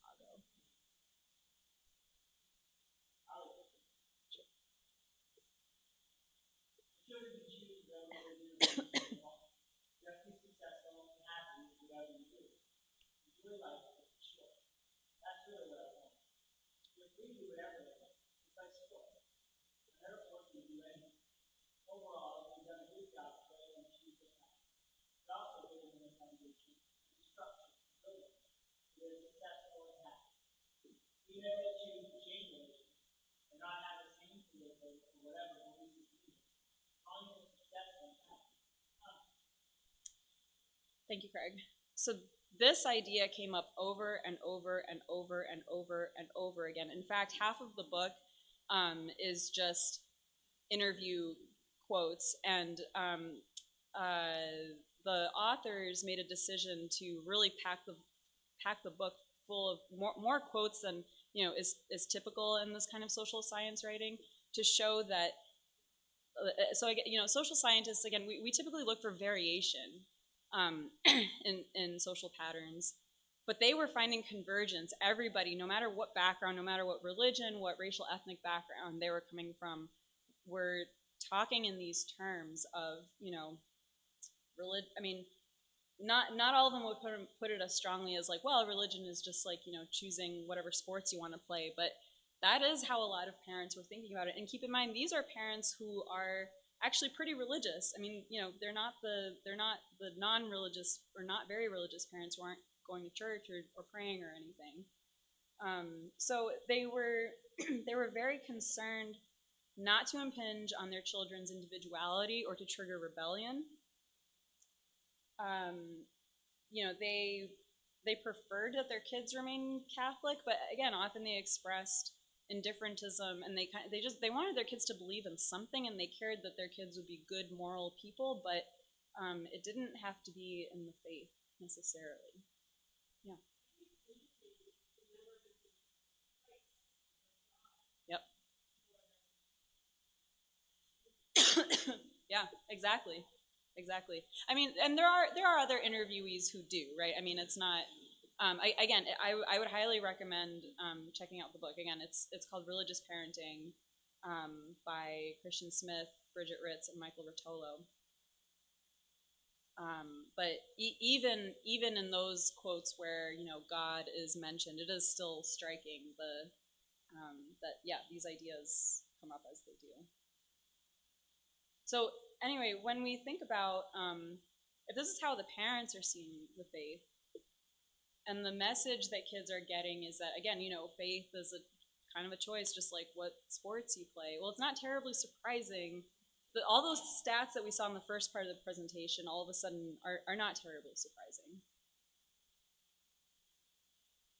Just to reinforce this point, this is from a Pew Research survey, essentially showing the same thing, just in numbers, right? So asking parents of teenagers, how important is it to you that your teenager does a variety of different things? Being raised in the parents' religion is second from the bottom on this chart. 55% of religiously affiliated parents rate this as being very important, whereas working hard is 90%. So again, this is a totally different study, right? But kind of showing the same thing. I don't know if you can see the other things that are rated higher than being raised in your religion is being independent, helping others, being persistent, going to college, being financially successful, being creative, being obedient. And then the very bottom one is that most parents don't care about their kids marrying someone of the same religion. Now, as we saw a few slides ago, again, that's also, it is tricky for intergenerational or religious transmission because it's harder to pass on the faith when you have a Catholic and a non-Catholic spouse. Or maybe we're getting to that, I don't remember. Okay. So, switching gears a little bit, going back to our cultural and historical context in the Catholic Church in the US. Stephen Bullivant, a sociologist and theologian in the UK, recently wrote a book called Mass Exodus, looking at how and why so many Catholics left the church in the US and the UK after Vatican II. So Vatican II was supposed to revitalize the church and evangelize the modern world. And as he notes, by its own standards in the West, it hasn't been successful. Why is that? Now, of course, debates about Vatican II can be very polarizing. Some Catholics say that the council ruined everything. Others that things are bad now because we didn't fully implement the council. Others will say that the documents are good, but the spirit of Vatican II is bad. So what he argues is that on one hand, there were already problems before the council. Church attendance was already declining in Western Europe, and even in the US, it had already started trending down in 1960. The council opened in 1962. He also notes that mainline Christian denominations lost a lot of members in the same period. And so recall some of the earlier slides about how most religious groups in the US are losing people or like barely breaking even. So regardless of whether Vatican II had happened, we probably wouldn't be doing great. On the other hand, there were things that happened after the council, often in the name of the council, that pretty clearly undermined Catholic identity, belief, and practice. And specifically, they undermined what we call plausibility structures. So plausibility structures are the beliefs and practices that maintain our sense of reality. For example, as Americans, we have this idea that everyone is equal and should be treated equally. And we maintain this belief about reality by talking about it a lot and by constantly debating the ways in which things are still not equal. But there are also a lot more taken for granted practices that we don't even think about. So when you go to a store, prices are publicly listed, right? And everyone pays the same price. at the checkout or deli, people are served in the order they arrive, right? Like you take a number. Not on the basis of age, gender, race, and so forth. And so, but if that did happen, you would be shocked and scandalized, right? Like you would be very upset about it. You might post about it on social media. It might make the news, depending on like how serious the incident was, or at least you might talk to your friends about it. Of course, in other times and places, that's not been the case. I mean, just we think about Jim Crow, we think about other parts of the world, again, different times and places. So we have to engage in certain habitual practices to maintain our understanding of reality. And it's similar with religion. If your only experience of the faith is going to church for an hour on Sundays and maybe youth group on Wednesdays or whatever, then it's not going to seem like an important part of reality. So recall that teens are more likely to be religious as young adults when their parents go to church, are involved in church, and talk about faith regularly, and when they themselves are involved in faith. So a related concept to plausibility structures that Bullivant talks about is credibility, called credibility enhancing displays. This is from some recent psychology research. And the idea here is that human beings are significantly more likely to adopt a belief if those proposing it to them are seen to live out costly implications of it. Okay, germs versus unicorns. What does that mean? So if somebody tells you unicorns exist, you'd be like, okay, great. Like, but unless they act in a way that that makes some difference, like it's not going to have any bearing on your life, and so you're not as likely to actually think that unicorns do in fact exist. On the other hand, germs now, and I should say, right, we've never seen unicorns, or at least I haven't. I can't speak for everyone here. I've also never seen germs. I take it on authority that somebody in a lab somewhere with a microscope can see germs, but I myself have never been to such a lab, and I have never actually seen germs myself.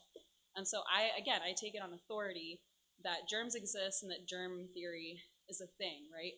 But one of the things that maintains that belief is that we all act like germs exist. Like I insisted to you guys when I started this talk that I do not have COVID. I've been coughing into my elbow. We have hand sanitizer on the tables. We wash our hands before meals and after going to the bathroom, right? Like we act as though germs exist. And even though we've never actually, probably most of us have never actually seen a bacterium or a virus. And that helps us, again, and we believe very strongly that they exist. Somebody walked in here and said, germs don't exist. You'd be like, that's crazy. Because again, we all act like they exist. Now, applying this to the faith, this is where witness becomes, and I should go back and say, washing your hands, doing all these things, these are costly in the sense that they inconvenience you in some way. Okay. So going back to the religious aspect then, this is why martyrdom is such a major witness, right? Somebody is willing to die for their faith. That is probably one of the costliest things that you could possibly do. This is also why religious life is so important as a witness. When people give up good things like, the material goods of the earth, conjugal love, just their self-determination, those are very costly things that point to another world beyond this one, right? Okay, so bringing this back to the period after the council, one of the things that happened after Vatican II was that devotions were de-emphasized in an effort to make Mass the central focus of Catholic life, and to get people to be less superstitious. But this backfired for a couple of reasons. One is that a lot of these practices actually reinforce the importance of Mass. I mean, I think a lot of people have had the experience of Eucharistic adoration, for example, deepening their love of the Mass. Another is that these things were all credibility-enhancing displays, and they also made up a plausibility structure. So they were costly in that they took time and dedication. Imagine, you take time out of your day to go to adoration or to some devotion, or you're going in the middle of the night. I mean, that especially, it's a signal to yourself, first of all, that this is an important thing to you, but also to anybody who sees this in your family, or just other people. They know you're doing this, and again, that is a witness to them and indicates that this is a real thing that you care about. Confession being another example. People often ask, well, why not confess directly to God? And I'll let the theologians handle the theological aspects of that, but from a sociological perspective, there's a lot to be said for having to be reflexive about, and actually sit down and think about, okay, like, what sins did I commit over some period of time, and then having to articulate those to somebody, and then also making the time to go and show up, especially when confessions are offered from 3:46 to 4:01 p.m. on a Saturday. Um, it's a sacrifice to go, and on top of that, when you're standing in line, you are a witness to other people, or at least I know for myself, when I see people standing in line for confession, like, that's always a witness to me. That's always it's something that I think about. And so, and again, related to all of this, Catholicism is a very sensual religion, and so when statues and devotional candles were removed and walls were whitewashed, this had a really just profound effect on how people were thinking about the faith. Again, saints' days being removed from the universal calendar. These used to punctuate the year in certain ways, and then they were kind of de-emphasized. And then, like February 14th, I love Saint Cyril and Methodius, but like, everybody still celebrates Valentine's Day, right? Like, that is so ingrained in our culture.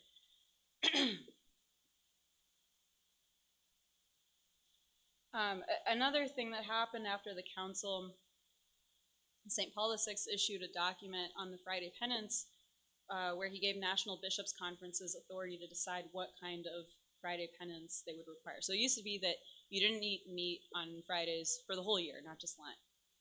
And he actually said that affluent countries should consider stricter penances because they need it more. Because as we know from the gospel, it's if you're wealthy, it's harder to get into heaven than going through the eye of a needle.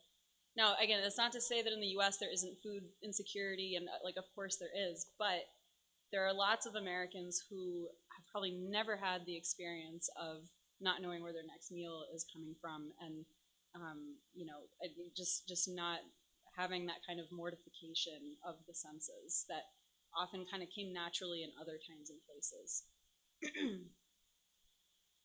So anyway, in the U.S., the U.S. bishops made abstinence from meat outside of Lent optional. Now, they didn't make the penance optional.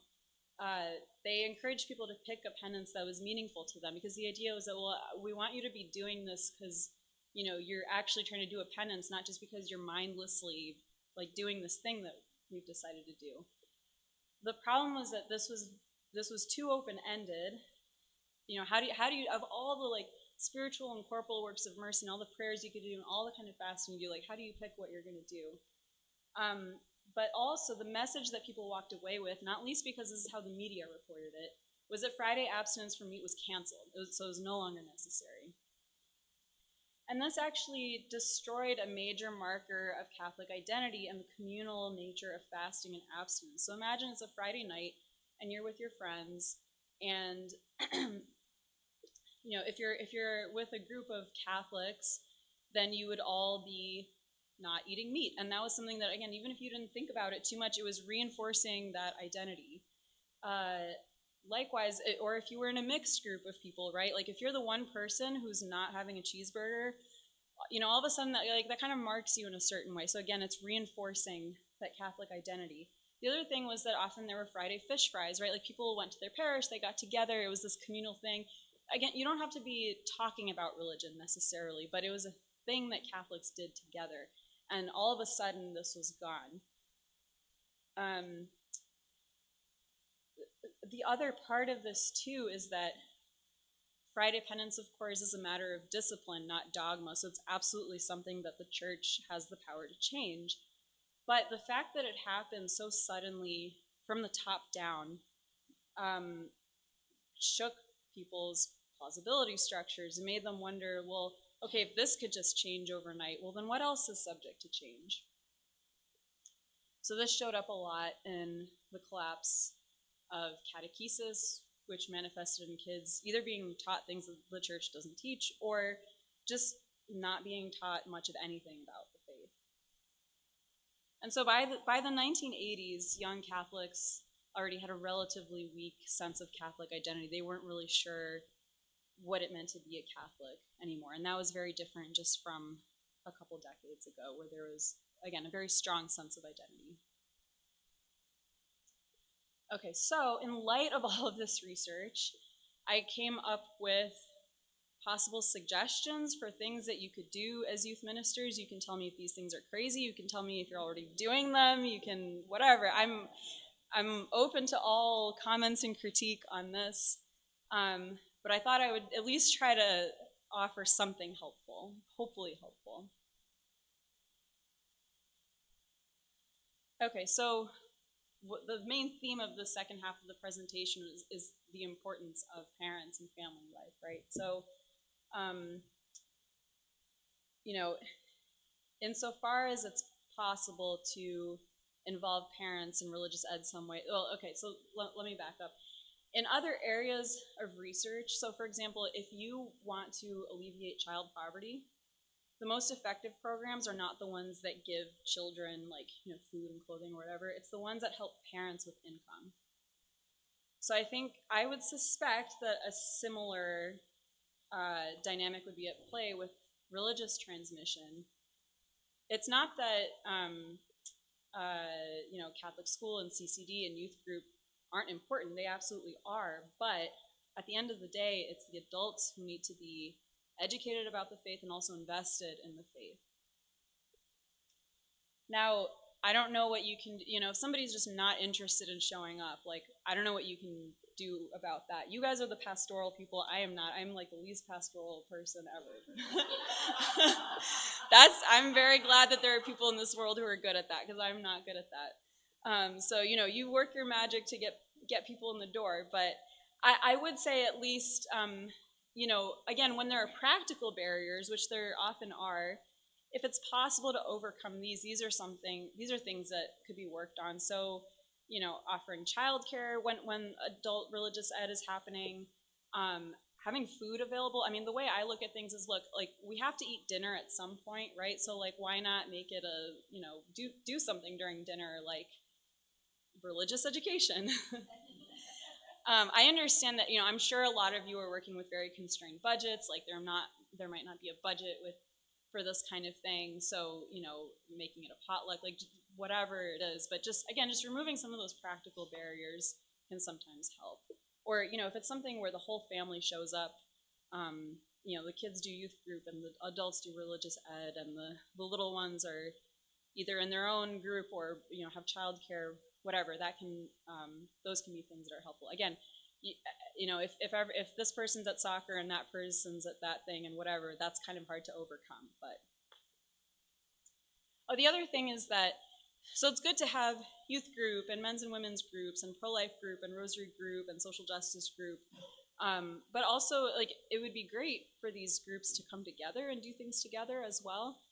As we saw before, it's important for for kids to have other adult role models to look up to, and this is perhaps a way to do that.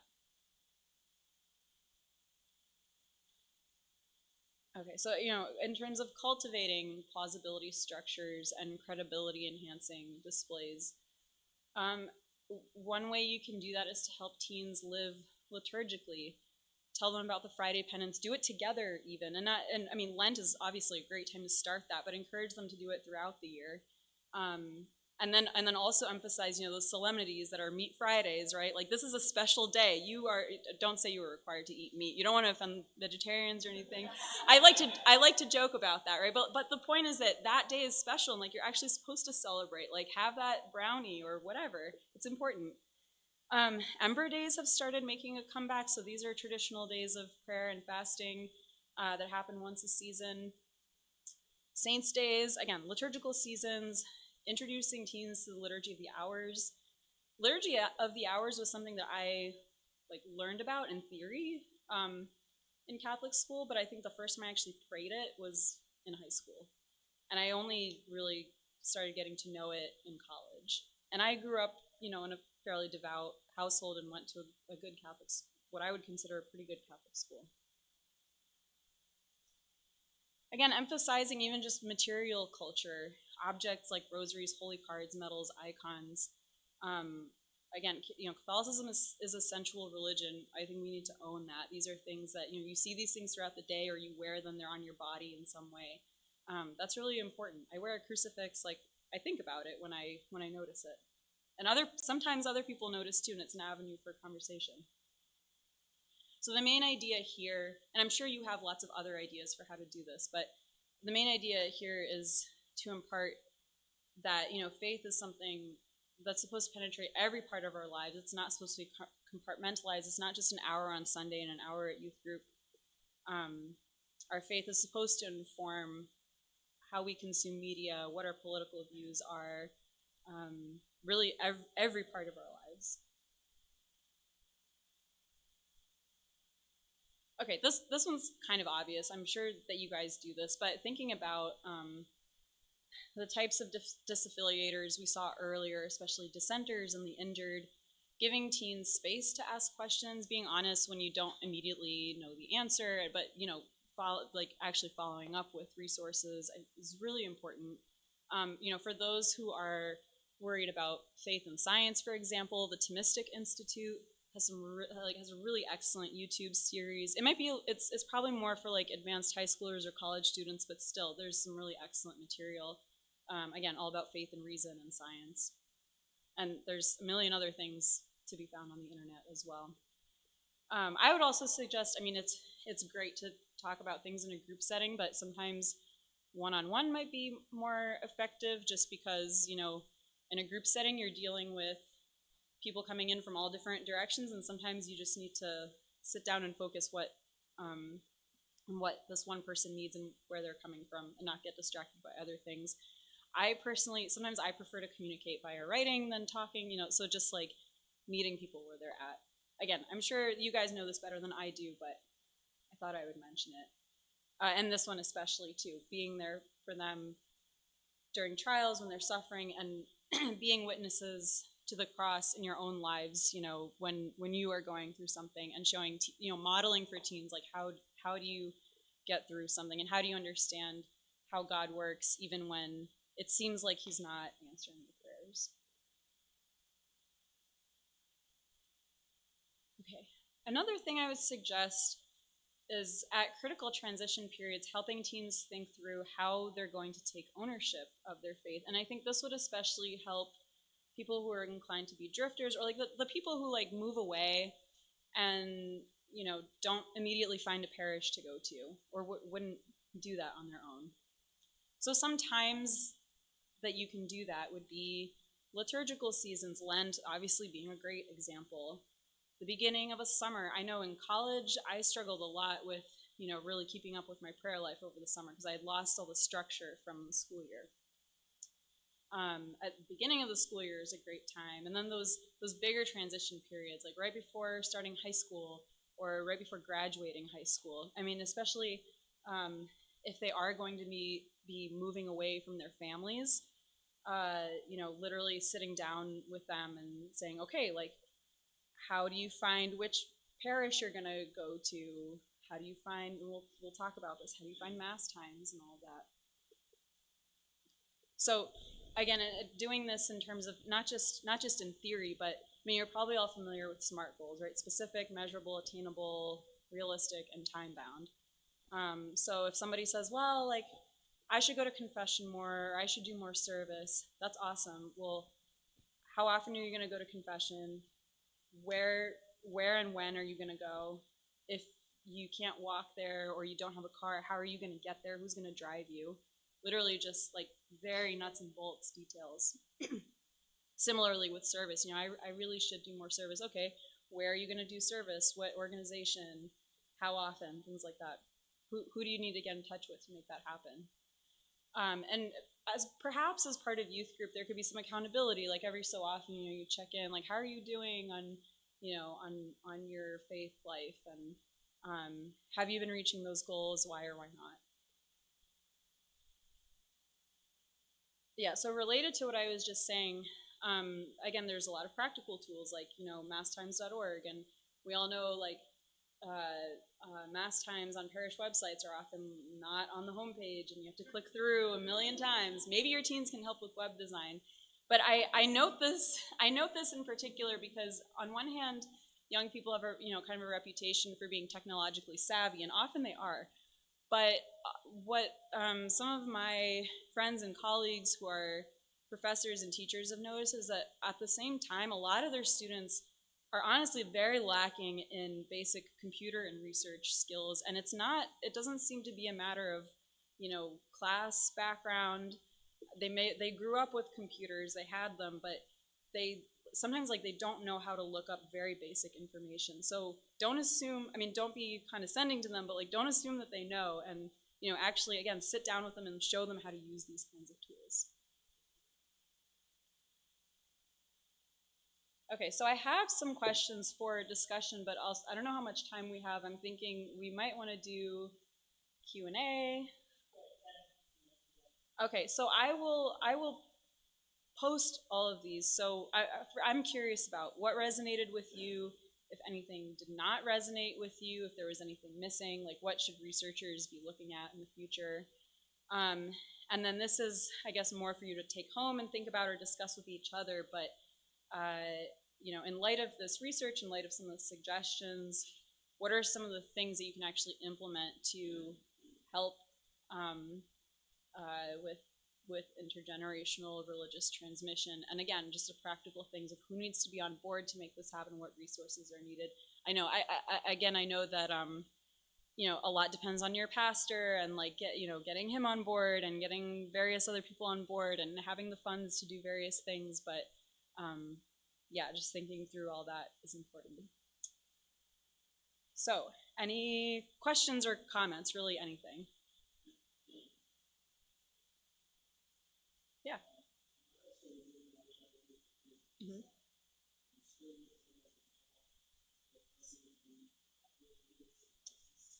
That's great. I love it.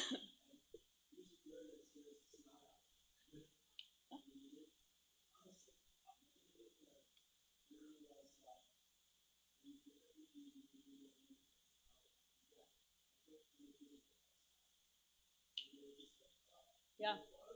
Yeah. Yeah. Yeah.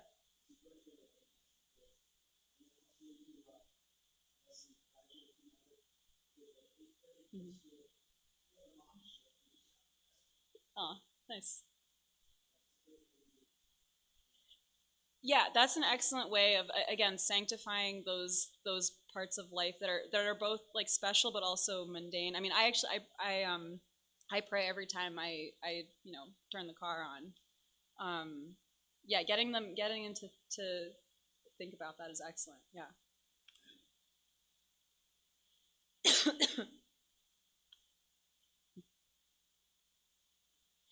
Yeah.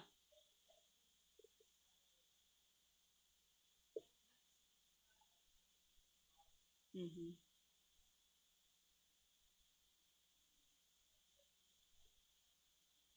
Yeah.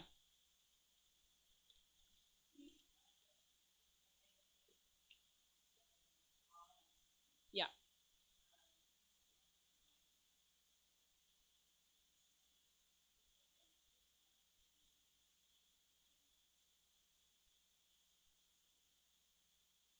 Exactly. Yeah. No, that's great. I kind of wonder if it's if it would be possible to like have a like a religious ed program or something that's like parents and youth do their own thing, but like the themes are related and age appropriate, and then maybe they come together and do something. For example, you do that. Awesome, great. I'm preaching to the choir. Yeah.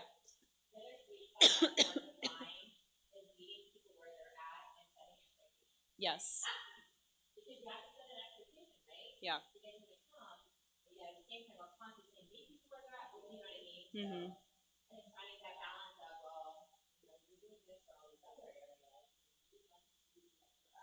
Mm-hmm. Yes. especially when if they're high schoolers at an age where they have more independence, but also like they might not be able to drive themselves to yet. So it's hard. Mm-hmm. Right. Mm-hmm.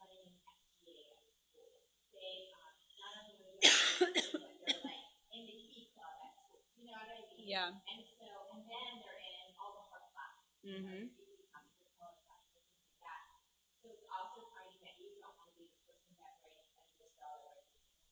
Yeah.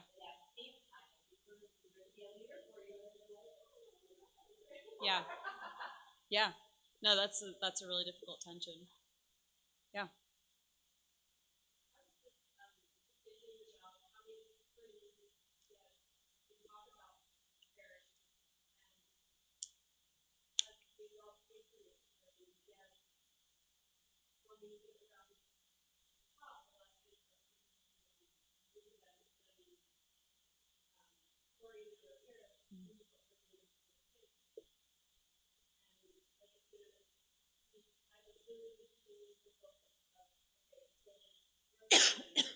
Right.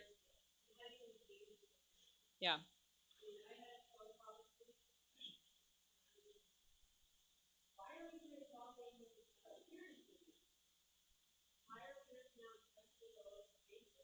Mm-hmm.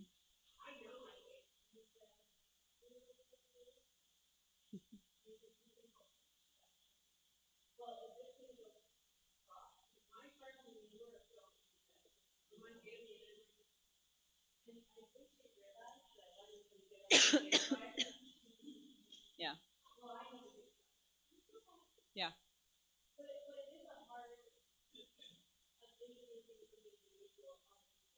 Right. Exactly. Exactly. Yeah. Everyone is overscheduled, and that's one of the problems. That's why I suggest trying to do things during a meal time. I mean, the problem is that people also need that as a downtime and not to be on all the time. But yeah, it's hard. Yeah.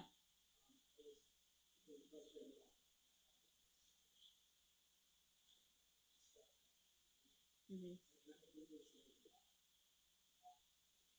Mm-hmm.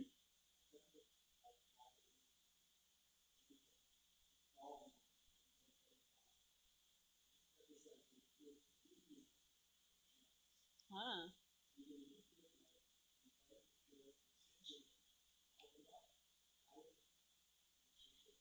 Hmm. Yeah. Yeah. So do you know like what he did during that?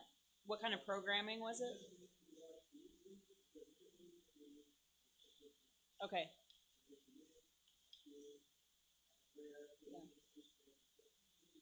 Yeah. Yeah.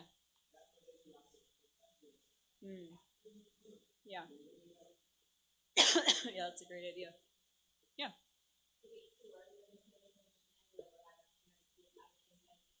Mm-hmm.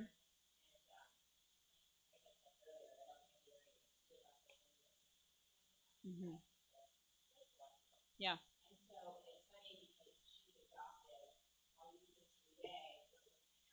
Mm. Mm-hmm.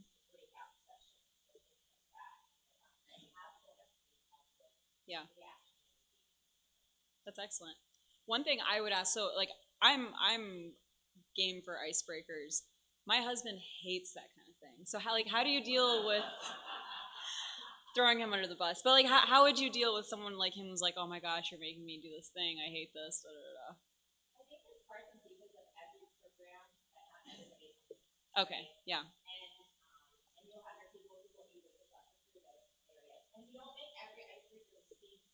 Right. Yeah. Yeah. Yeah. Yeah. Yeah. Right.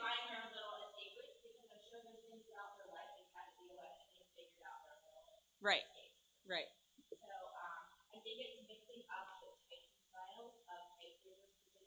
Yeah. Yeah. Yeah. Yeah.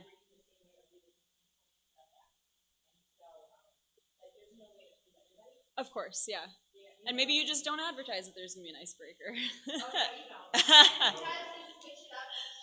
Yeah. And after the first time or the second time or the third time, they realize, okay, it's not the same thing. I'm not always going to. Right. Right. Oh, that's very helpful. Yeah.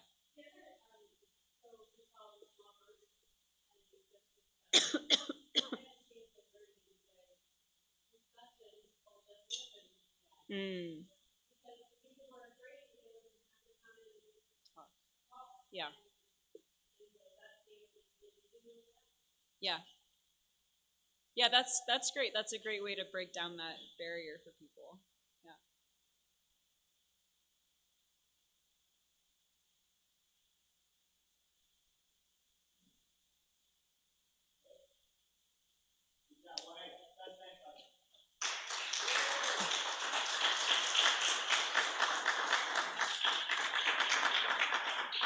And thank you for all your work too. As I said, I am not a pastoral person, so I admire all of you very much. So thank you again, Audra. So much to take in, so much information to really know what we're talking about when we're making these plans and have some foundation for it. Thank you to Craig for snagging what a wonderful presenter we just had today, because that was all his work. So thank you for that. Thank you guys for being here, because I learned a lot even just from the conversation we've had already. I'm going to pull Pat Sprinkle and say, let's get 3 takeaways that you're walking home with. So 3 people, tell me, what are 3 things that you are like going to enact, that's going to stick with you from today? Yes, 3 people, 1 thing. 3 total. So I want to get us out on time too. Yes.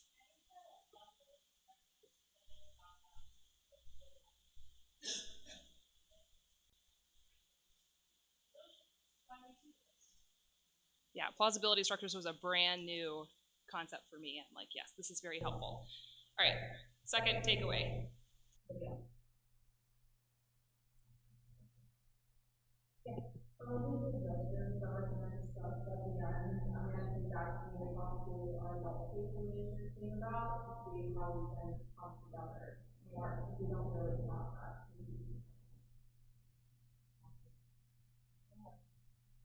I like what you said about the discussion, putting that next discussion and listening, because I think we assume that people know what people don't, but I don't think everybody assumes that. So putting that in your wording, words are so important, and realizing what those words are actually saying and moving people. So I like that.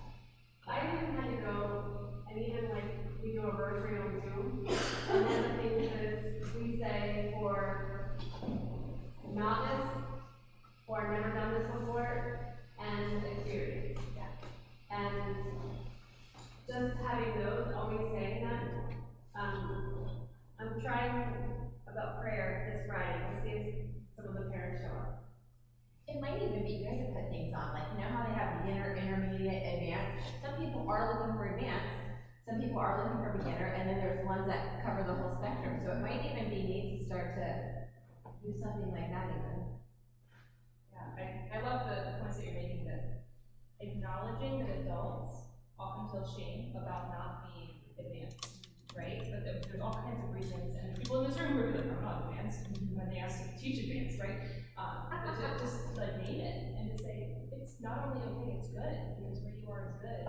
It's the highlight. I'm going to move you from where you are to whatever the next level is, right? That's a good thing. And I love that, not just discussion, but listening, because that's the whole synod, right? Like, it's a whole year about listening. And yeah, listening is a gift when you're able to listen to others. So, all right, I'll let you speak. Something I did last summer that I was surprised people caught on. Once a month I had mass said for the young people of our parish. And somebody said, what's going on? I said, they're kids. They need it. And people have asked, I stopped for a while and I started up again. I just thought, why not? Yeah, I think that's absolutely the witness. Intercession can be powerful, especially in this. Yeah. Mine is less a takeaway, more of a question in terms of your presentation slides. I know these are still doing the research, but I don't know if any of your research is published or if you're able to share what you presented today, or just especially because I'm sitting at the back of the room, I would like to just look at it and just kind of process it, and then be able to draw actual insights, etc. Yeah, I can, when I get home, I can email the entire email or someone. Okay. Yeah. Let us know when you're done. When you're checked off and you're a doctor on What is your dissertation on? My dissertation is on liturgical change in the U.S. Catholic Church after Vatican II, so essentially how all that was implemented. And obviously still have 10 ongoing issues, but it's a historical archival project, so moving on so far. We're going to close in prayer. And how we're going to do that is y'all are going to come up here in a circle. And from there, we'll pray together. So, leave whatever you want to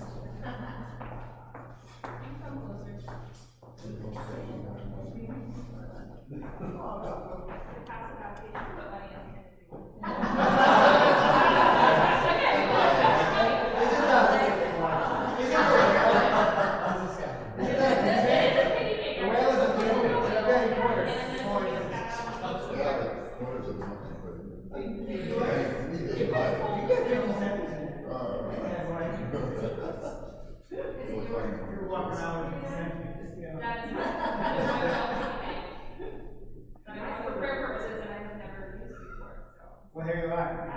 And you're doing it. So, how hilarious is that? Oh, he's born.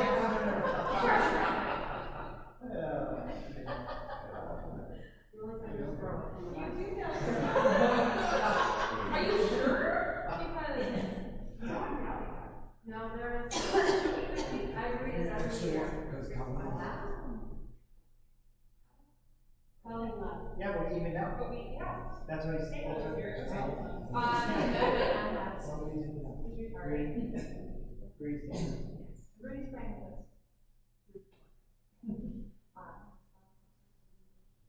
Amen. This morning, we began by reflecting on the witnesses whose wisdom and zeal were us in the Lord. As we prepare to depart, we recall the words of today's gospel.